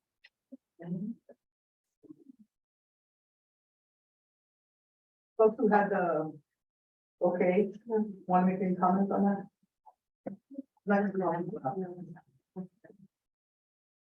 I'd be interested in hearing why. Me too. Yeah, I'm yeah. I'm curious. Yeah. I don't know. Well, it could be that people support, I mean, they're good with it, but they don't really like, they're not excited about it, so. This is a big thing, and people don't have to speak if they don't want to. That's why we have the system that we have, and we move forward and we can have a conversation. Well, then I'll speak about the last one, why I didn't go up or down or anyway, because I didn't like, I'm not fond of the word flexible because that's the experience that, you know, we've experienced on some of the funds that were dedicated to highway improvements. And then, you know, we've had to be flexible. And those are what our citizens voted for. So that was the word that gave me pause. And I'm hearing all this for the first time, as you know. So I don't know about that. Oh, no. So what word would you recommend? Well, take flexible out. Well, but I will challenge you on that, but because as we were speaking in the other item today, challenge is not the right word, I was actually thinking about this, right? When we were thinking about it in that other session, and we talked about region numbers, the number one thing that everybody asked for was local, the flexibility for local control. So, you know, we'll just be mindful of that. I'm sorry. Thank you, Chair. I think maybe in this instance, it's more about looking at it differently from a funding source perspective. So like for us, obviously the 578 corridor is huge for me, Carlsbad. But if we flip that up to the managed lanes expansions with multimodal, including the 578 improvement within that project and also something relative to the sprinter, then we can go after more various funding sources, right? So and maybe that's the flexible that I read in that statement, but I hear what you're saying too. I really appreciate that too. Is there another word that folks want to use, or are you okay with us using flexible, understanding the concerns that come with it? What about adding local control into that?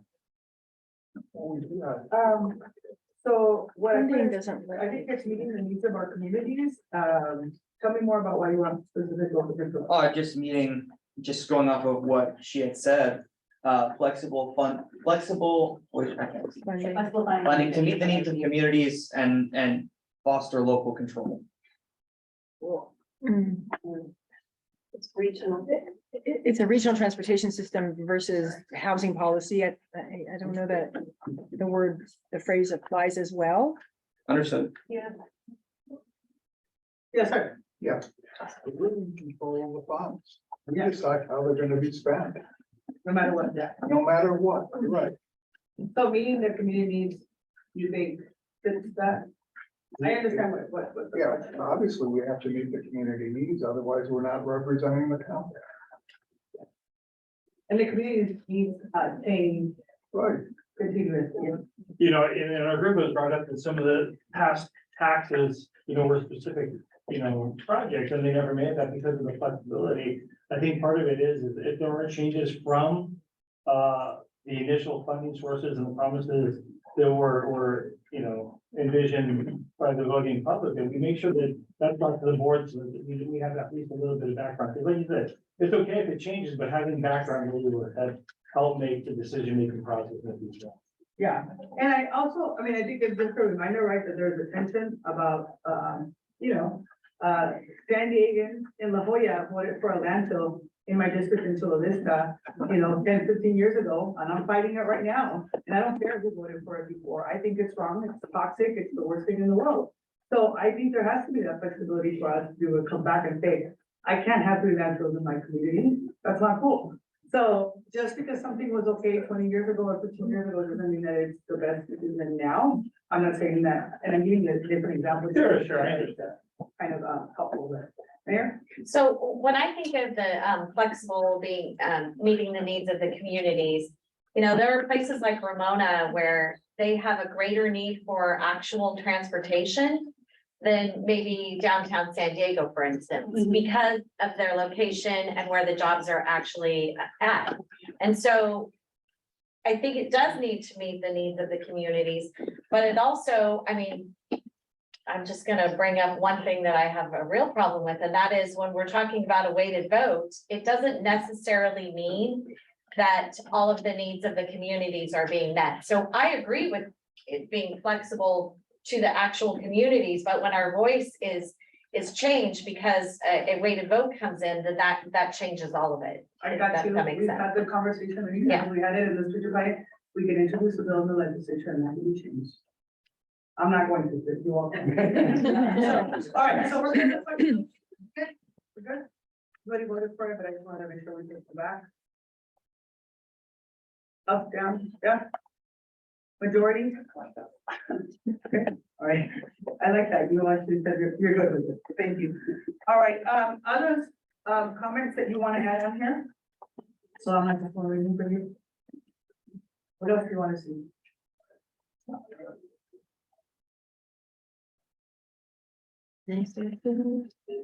How about like focusing on innovative mechanisms? I think that something should be said for local matching funds too. What do you want to do? I'm sorry.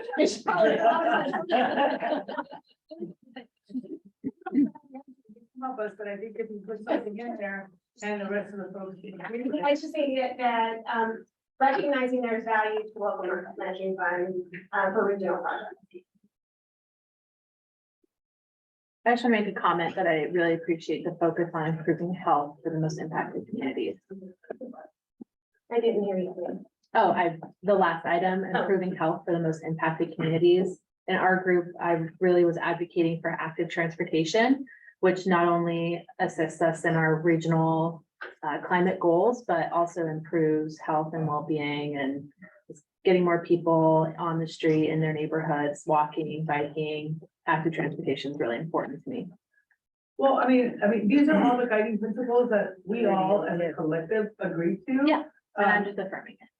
Well, no, but let me take a step further. You can take some of those and add it to the financial piece somehow if you wanted to, right? So that, you know, I think the wonderful thing about the way they did this is they said, you know, you have the top four allowed you to see where the sort of regulatory requirements are at, and so that's where those fit in. And then the other ones are all things we may want to do, but how are we going to do that? Are we going to, you know, we have to be very real about where that money's coming from, and being very open that we may want to do something, and you can, but we're also very much opposed to you know, fees or taxes and things of that nature, and so there's a tension there. So I think it's something to.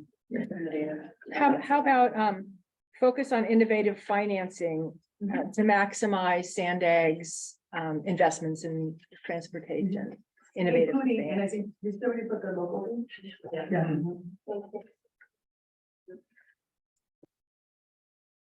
We just need all the money from the infrastructure bill. You know, I really like how we focused on the items that we very much agree upon. Even as different as our jurisdictions may be, we talked about active transportation and flexible fleets, which is something that I think all of our communities are very excited about. So we can focus on issues that we don't agree on, or we can focus on issues we very much agree on. So. Yeah, and I think one of the things that we had the conversation on our changes folks, you know, the 56, right? 57, sorry, 57, but then what was the other one? 78, 52.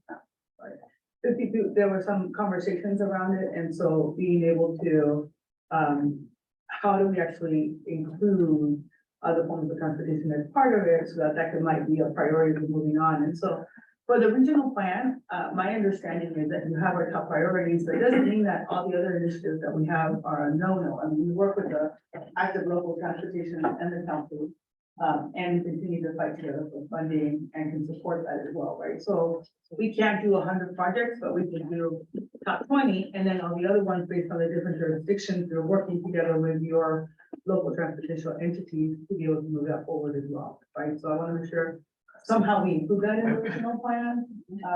So that it's great. So to follow up with that, it was great to be able to allocate funding for these different projects regionally. But when we look at active transportation, I don't know about other groups, but our group had previously supported 3 active transportation projects. And so when we look throughout the region, there might be greater competition then. So we're funding it now, right?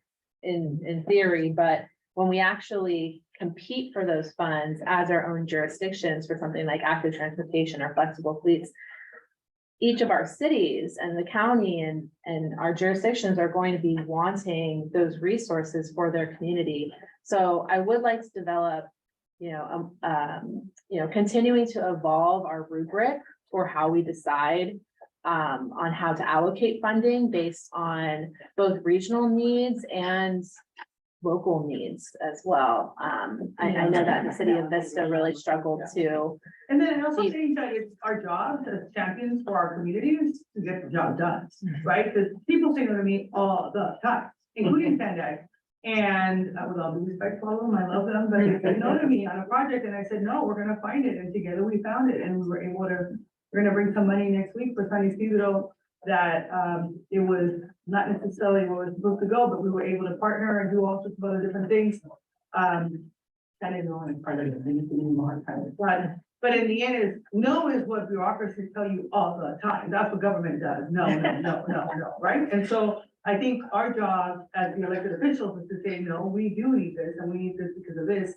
And this is how it's part of a bigger regional discussion as well. So I would encourage us to be champions for our communities, no matter what the ultimate priorities are. Yes, ma'am. So I'd like to figure out how we move away from regressive fees and taxes that would really hurt the people that work far away from their actual jobs. And when we talk about flexible fleets, I feel like that actually can help people that are living pretty close to their jobs. But when you're talking about if they go all the way to San Diego, maybe a bus rapid would work better. But I think even active transportation, I think we need to look at, and this didn't really come into play today, but how much money we're spending on active transportation as far as on like a mile of bike lane. Is there a more economical way to do that? Because real estate is very expensive.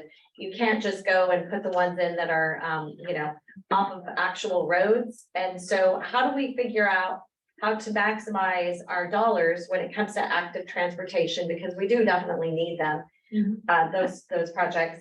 But how do we also make sure that we are getting people to where they actually need to go in a manner that fits their lifestyle without regressive fees or taxes? Because when you talk about road user charges and then also managed lane conversion, which I'm definitely opposed to. When you talk about those two things, it's very expensive for the people that are actually the lowest income or the people that are, and I think it would affect their upward mobility because they can't take a different job maybe because it's too far away and they would have to use their car to actually get there because we don't have a network that actually gets there. So. And I think, so here's the other part of it, right? We're also, this is why it's called a regional plan and it's like 2025. And I think that's the hardest thing because most of us, we have to deliver now, but then we also have to have that other hat where we're thinking long-term. And I think I used this example the other day when I said, a whole bunch of folks were opposed to CBX, the airport in San Diego, Tijuana. Because everybody said all the undocumented people were going to come and there was going to be drugs everywhere. That's what people said. I was a staffer for the local Congress. And right now, everybody uses it. It's supporting actually the San Diego International Airport. It doesn't compete with it itself. It becomes a really powerful economic tool for the region. I'm not just plugging self-based stuff. I'm just letting you know that was the discussion 15, 20 years ago when people said it wasn't a good thing. And so our big job is to make sure that we're thinking long-term while at the same time to meet the needs of our communities now. So that would be the only thing to also emphasizing this. Minimize regressive tax. Yeah. Others? I mean, it's different. Yeah, so in all these exercises, one of the things that's been missing is the conversation about the needs of the communities now and in the future relating to quality of life improvements. The burden on the cities that have I-5 and the low sand corridor going through them is significant. And the plan has always had grade separations as part of what SANDAG would fund. And so, you know, I think it's critical that we not lose sight of that and how important that is to the communities that low sand goes through. So I'm not sure when we're going to have some specific conversations about those improvements, but it's really very important to my community. Yes, sir. Since we're talking about funding primarily, I want to bring in the equity lens. We have it in some of the other agreed upon statements. And also, since Mayor Jones brought up regressive funding, I'm really bothered by we use that term, but we really don't understand what road use fees are, what road use charges are, and that our current system is very regressive. We want to improve that. So I hope we don't get too specific, but I mean, I support the idea that we don't want to use regressive funding systems. I realize I didn't take a vote on that one. But then, I didn't take a vote on that one. I know, but for purposes of discussion, Yeah. let's just keep it at, let's see if we could have, What would be the wording that you would use? Councilmember? let's pursue funding with equity in mind, and some history with regards to funding.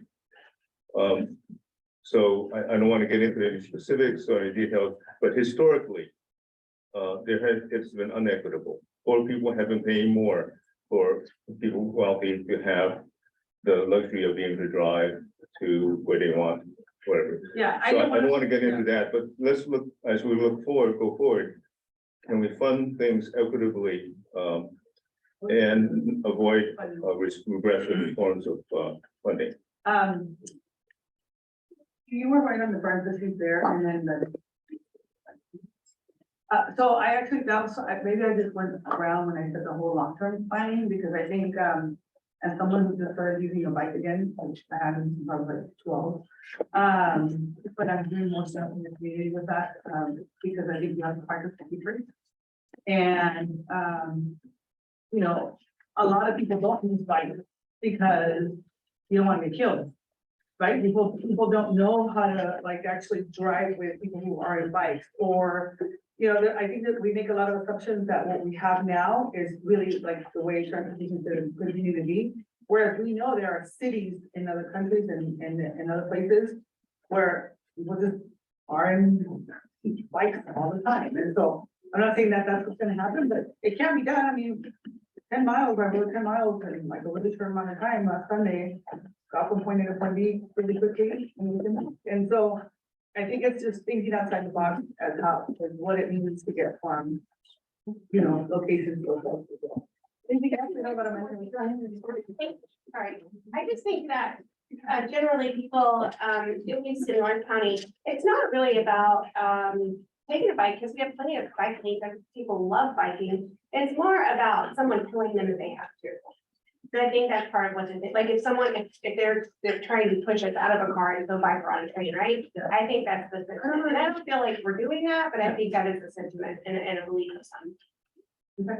You know, excuse me, I just think it's important to remember that in our regional transportation plan, even the 2021 plan, right now our transit ridership is, I've heard, between 1.5% and 3%. If we are like super, you know, lucky, the gods are shining upon us, we're going to get to 10%. So that's 90% on the road. So I don't think anybody's trying to force anybody out of their car. There's a recognition that, you know, the vast majority are going to be taking. It's just that with the regressive taxes and usual charges and things like that, that's what I'm talking about. Yeah. Go ahead, Chair, Vice Chair. So I think this kind of goes along with the last bullet point. I would say fund projects and policies that reduce cost of living for those who earn the least. So reduce cost of living for low income families. Like the mayor was saying, making sure, mayor, make sure that there's like that equity lens, of like, so people who are impacted the most are not getting impacted. Yeah, so but kind of like from a more. This is kind of like a little bit of semantics, but we've got minimize regressive taxes, and I agree with Councilmember Shu's, question of what, if we're all on the same page, that's what that means. We can support that later, but I think more specifically pursue funding that actually reduces cost of living for low income families and individuals. Reduce cost of living. For low income individuals. Yeah. So how do people feel about that bullet? Can you read it again? Prioritize funding for projects that reduce impact on cost of living. Yeah. I don't There was the end of it for low income individuals, I think, right? Yeah, Is for that what low income individuals and families. Yeah, so then it makes a complete sentence. I don't wanna, woman's name, that's not a word, right? Reverse that. Mobility opportunities for those that are less fortunate, right? So goes back to what is our mission, and because one of our mission is not just transferring people from one point to another. I think this board agreed, we have an equity statement, and so we're bringing the equity statement into our financial component. So that we really are seeing that perspective when we're looking at projects. And so if let's say that everybody agrees that we're going to support rapid bus. So you look at rapid bus, and let's say you can't support all 6 that we all agree on, let's just say that. But we're gonna be able to support 3. Okay, so what are the questions that you ask yourself when you're trying to support those 3? So one of them would be, does it reduce the impact on people with low income individuals? Does it support like the economic and business opportunities for folks? I think that's what we're trying to do so that as a team is trying to identify those opportunities, they have these themes that help them get to that. Does that make sense? Yeah, and one other example might be youth opportunity costs. Yes. This is a classic example of a program that we are funding that reduces the cost of living for lower income families in a significant and meaningful way. Yeah, and everybody loves it. Now, I'm saying, so want to vote on it? Yes or no, maybe? Could you read it one more time, please? Prioritize funding for projects that reduce cost of living for low income individuals. I'd love to, if I can, I don't want to derail things, but for those who are opposed or not supportive, I'd love to understand why we are not interested in supporting reducing cost of living for low income individuals. Yeah, I'm not opposed to it. I just, so many of the statements and things that are coming out are very sort of vague and amorphous, like when I look at spending money, what I look at is what's the most effective, right? So if you have a need to get to jobs and you can connect them more, like if you say, hey, if we have flexible fleets, that'll get them to the mass transit that exists. That will do what you're saying, right? That will help people who have lower income and who need to get places and who aren't in cars. So, I mean, I'm fine with it. It's just like, what does that really mean on most? That's my only issue. With Well, it helps. Well, the reason why it's important is because staff is trying to come up with options and initiatives for us as a board to look at from a big picture perspective. So we need to give it, because if we take it out, they don't even have to think about it. What they're just gonna say is mobility from point A to point B, and they don't take into consideration that it may or may not impact low income. Well, and you said earlier, we already have the equity statement. On the equity statement overall, but as you know, sometimes you have to be very intentional about being, when you're a policymaker, so that staff has clear direction, because, let's say doesn't care about poor people, and she's like, I don't care, I'm just gonna do what I think is really important, which is, I don't know. That's what I'm saying. I'm trying to figure out what it was other option would be, but it's fine. I think we're good. I just. We now have 3 examples of things that we've got. The example that Chair Vargas provided, the opportunity passes. You just provided another one. That's a really good one. Yeah, Too. the beach. No, it is, because the good beach folks are on you now. Yeah. Flexible fleets, connect folks to, those are all examples of things that would to do that. Now, it's a matter of price. Again, this is why I want to have this one, prioritizing low income families and individuals as we think about how we pursue funding and I like it better. Right, and my overall one that isn't really said, but maybe just happens anyways, for me is spending, if all projects are equal, I'm good at which one will increase the usage of the rest of the network. You see what I'm saying? So it's connecting the network. So more people can get where they actually need to go. That's what I think our job is. Yeah, improving the network.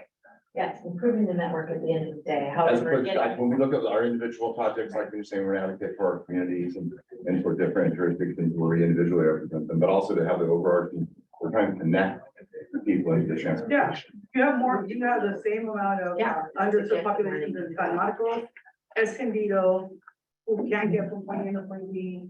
You don't have them in Coronado. Actually, you're both in Coronado.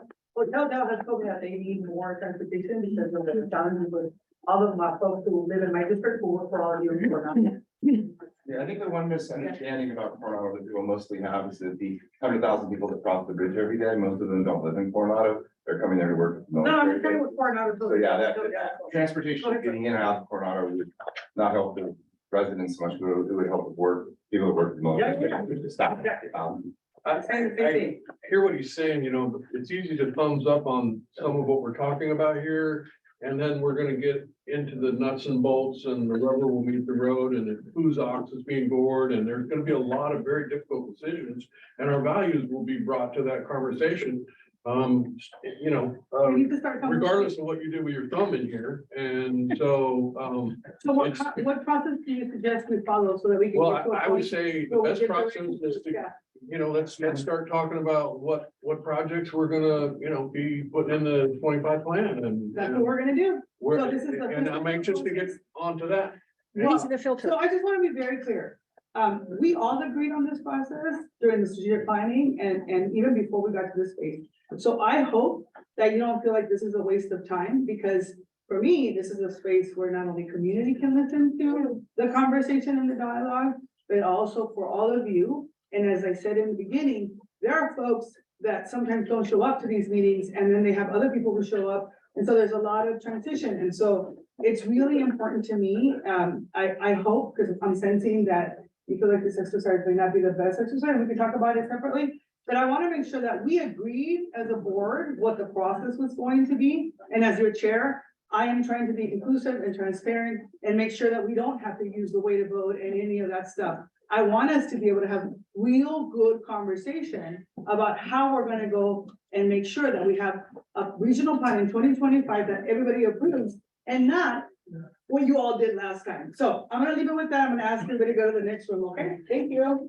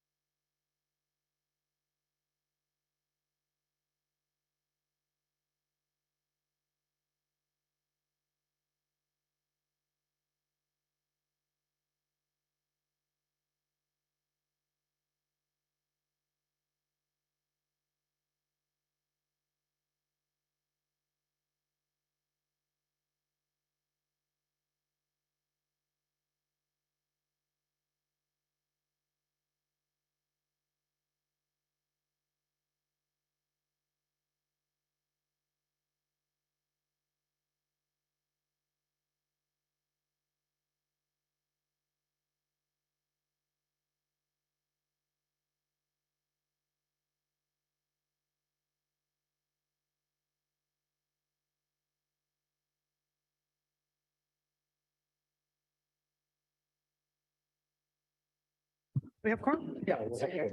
All right. Next up is our closed session item. We're going to take public comments after closed session. So we're going to go ahead and why? The closed session public comments have to be before. Let me run my meeting. We're going to go ahead because there's something different here. So we're going to take public comments that we didn't take at the beginning of the meeting. The non-agenda public comments are going to go after closed session.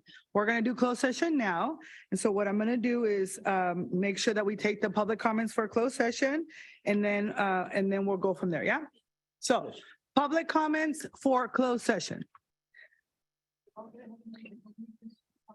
Thank you. Our first public comment on closed session, item number 8, Truth. Please come to the podium. Hurry up and listen to me. So you're going to a closed session. All right, where will SANDAG's new office end up? The options are 1011 Union Street. I'd say that's an okay location. Horton Plaza at First and G. I'm not a fan of this potential building, though it could be fun to be able to visit the mall every time. 450 B Street. It's nice that it's right across from this building with a parking garage across the street. 110 Plaza on A Street. It's similar, having Western Bank inside. I'm not a fan of it being across from a state building. I'm kind of hoping it'll stay this Wells Fargo building just because the area is safe and the building's nice inside. Let's see. But if not, I hope it's a new location with free or cheap parking, for you GHG VMT carbon monsters. And remember, as Goldbull asked about, that includes you flammable lithium battery electric vehicle owners. You need to quit driving for the regional plan behavioral change requirements, right, Hassan? I don't know why you people refuse to take the bus or trolley for over an hour to get here. I mean, just because we can all see that green is the new red? Come on, you guys got to get with the regional plan program. Thank you. Your time expired. Our next public commenter, Mark, please come to the podium.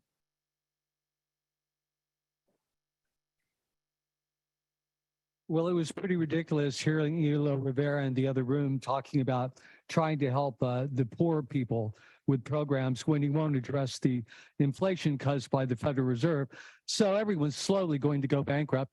And we're just all watching it happen to everyone 3% at a time. The other 97% just watches. But I do want to congratulate you on the absolute most totalitarian corporate oligarchy that's ever been authoritarian. Your plan to make it so people don't have private transportation, don't have any good weapons, don't have any representation. So just make sure you focus on that item, please. Right? You think I'm off topic? No, it's I get to criticize your policies and your programs, and I am. And absolutely the most totalitarian thing ever. Total control of mobility, smart lights that literally have license plate readers. Soon you'll be doing the program like that. Thank you. Your time has expired. Our next public speaker is virtual. Catherine Rhodes. Catherine Rhodes, please go ahead. Hello, this is Catherine Rhodes. And again, I don't think you should rent. I think you should own your building in a perfect location so you can follow the John Nolan plan of 1908 and the update of 1926, where he says all our public government buildings should be on our waterfront. So when you have that airport connectivity that goes, to the rental car area, right where the port headquarters is right now, would be a wonderful place. Would be a wonderful place to do a new port headquarters with a new SANDAG headquarters together. So I would recommend you guys actually look at all our public space that are owned by us, the people of the state of California. It's not owned by the port. The airport property is not owned by the airport. It's owned by us. And that you look at those areas as a place to build your own building. And, and that would be like where I think you should have your Grand Central Station. Thank you so much. Our next public speaker is the original draw. Please go ahead. Yeah, just the fact that there isn't really a whole lot of information on this item. I mean, you put the addresses and whatnot, but you're not really even saying why you need a new building and what's going to be I mean, is your lease up? Is that why? And like, or are you out of space and you need more space? It seems to happen. When you're renting, where you're just wasting the people's money on that. So it doesn't make sense that you wouldn't look for a property that you would be able to stay in, because at this point you're just, like you guys were just dealing with monopoly money in that whole workshop. And it's a no wonder why when you play with monopoly money, when you deal with real money and the people's money, it just seems so easy, because it's like, oh, it's just, there's endless amounts of it. Let's just throw it around and whatnot and decide, to do a whole UN agenda on the people. You guys are so good. Hey, Nora, how you doing? It is so good to see you. Have a good day. Our final public speaker on the closed session item, Blair Beekman, please go ahead. Hi, thank you. Blair Beekman here. Really good public comment on closed session items today. The public commenters had a really good knowledge of items on the closed session agenda. I did not, I do not. And so I'm learning as this goes. Yeah, the city of San Diego offers a really nice closed session report that makes things very open and clear what they're talking about. This procedural way to work follows kind of the standard procedures of local California cities and government. I wish you could say a few more words, a few more sentences in this policy ideas. And I wish that open public comment could be at this time instead of after closed session, when everybody's kind of disorganized and ready to go. Open public comment should be right after closed session, before going into closed session in the future as a procedural item. Thank you. And that concludes the public commenters on the consent agenda.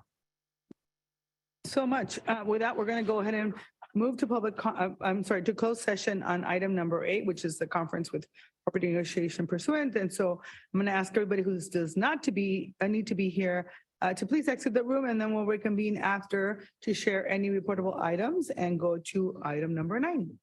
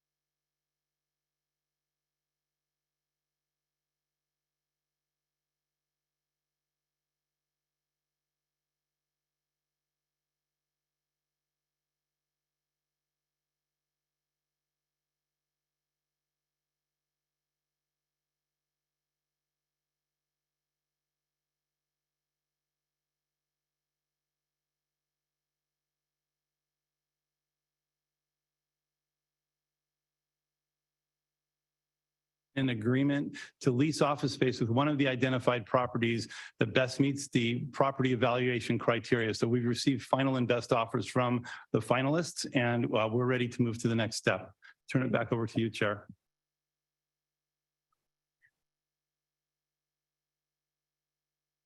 I appreciate all the effort that went into evaluating this, as summarized there. And I think that perhaps one of the more important parts of this is the access to transit and the public access to the building. So I think those are really critical issues. And based upon the research and the study and the direction, I would move that we authorize the CEO to complete negotiations and sign an agreement to lease office space with one of the identified properties that best meets the property evaluation criteria. Thank you. Is there a second? Second. I think we have a motion and a second. Now I'm going to go ahead and do our public discussion. I wanted to make sure that the public understood what we were doing. So go ahead. Public discussion on item. For public comment on public. Item public comment on item 9. First in person, Mark, please come to the podium. Thank you. I've been informed that Mark has left. I have 2 virtual public commenters. Catherine Rhodes, please go ahead. Hello, this is Catherine Rhodes, and I forgot to remind you that the city of San Diego has 5 blocks of surplus land right there in the middle of San Diego, right in the middle of downtown. So I request that you actually look to see if you could put your SANDAG headquarters with any city hall development or any affordable housing development that will be at that site. The land is free. All you have to do is destroy what's there and then build it up. And so I think you should look into that. And I really do think that you should have property that you own, not that you lease from somebody else. Thank you so much. Our final speaker on this item, the original draw, please go ahead. Yeah, I don't know why you guys have to put this in closed session. I feel like you should be deliberating over this stuff in front of the people because you're spending our money to get you guys a new office space. It should be similar to a workshop. We don't need to necessarily say anything, but we should be able to watch what's going on because you're then deciding what is the best, but you're not providing any information to the people during the time when you're about to deliberate on it. So you can't even get really any good comment from the people on their opinion on it. So you're sitting there and you're supposed to take the public input, but when you don't get it because there's nothing for them to really put input on, and then you decide that it's just, you're supposed to be working for the people, not yourselves and what you guys want. And in doing that, you're always, just deciding what you want through, not even allowing any kind of public input because you're not providing the information. So you guys need to do something about that. And that concludes the public comments on this item. Thank you. We have a motion and a second. Without any further discussion, please vote. With no further discussion.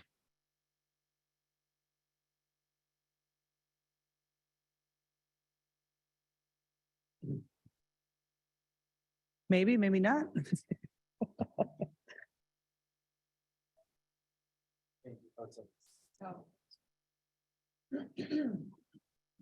We're so good, technology can't keep up with us.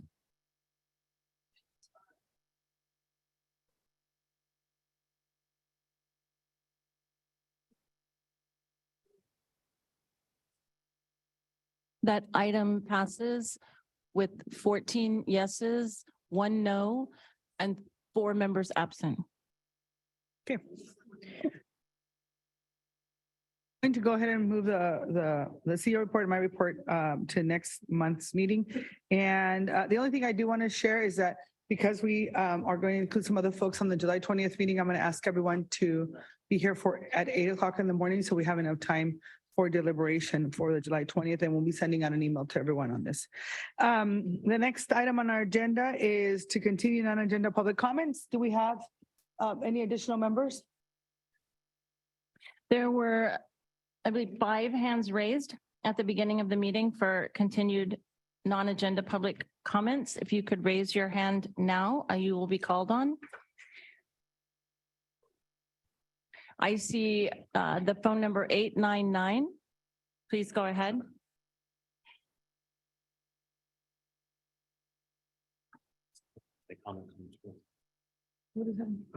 You are there you go. Oh. Hi, yes, Mary Davis, about comments made at the earlier executive meeting and RENA being turned into a cudgel. I hope board leadership does see the ironic parallel to their use of the weighted vote. Never fun to be on the receiving end of the cudgel, is it? And a great big no to Sean Elo's Rivera's comments about government-built housing or any social housing you might be putting forth. Now a procedural request for greater transparency. For your meetings and outside event agendas that you list, please start detailing both the monetary cost to taxpayers as well as the air and vehicle miles traveled for each outside event you attend. Lastly, please stop canceling meetings and also track the lithium battery fires. There was another one in Serra Mesa this last week, and I am curious about today's garage fire. Thank you. And that concludes the non-agenda public comments at this time. All right, wonderful. This concludes our meeting for today. Please remember we have our special board meeting next Thursday, July 20th, starting at 8 a.m. This meeting is adjourned. Have a wonderful day. Oh, and happy Pride.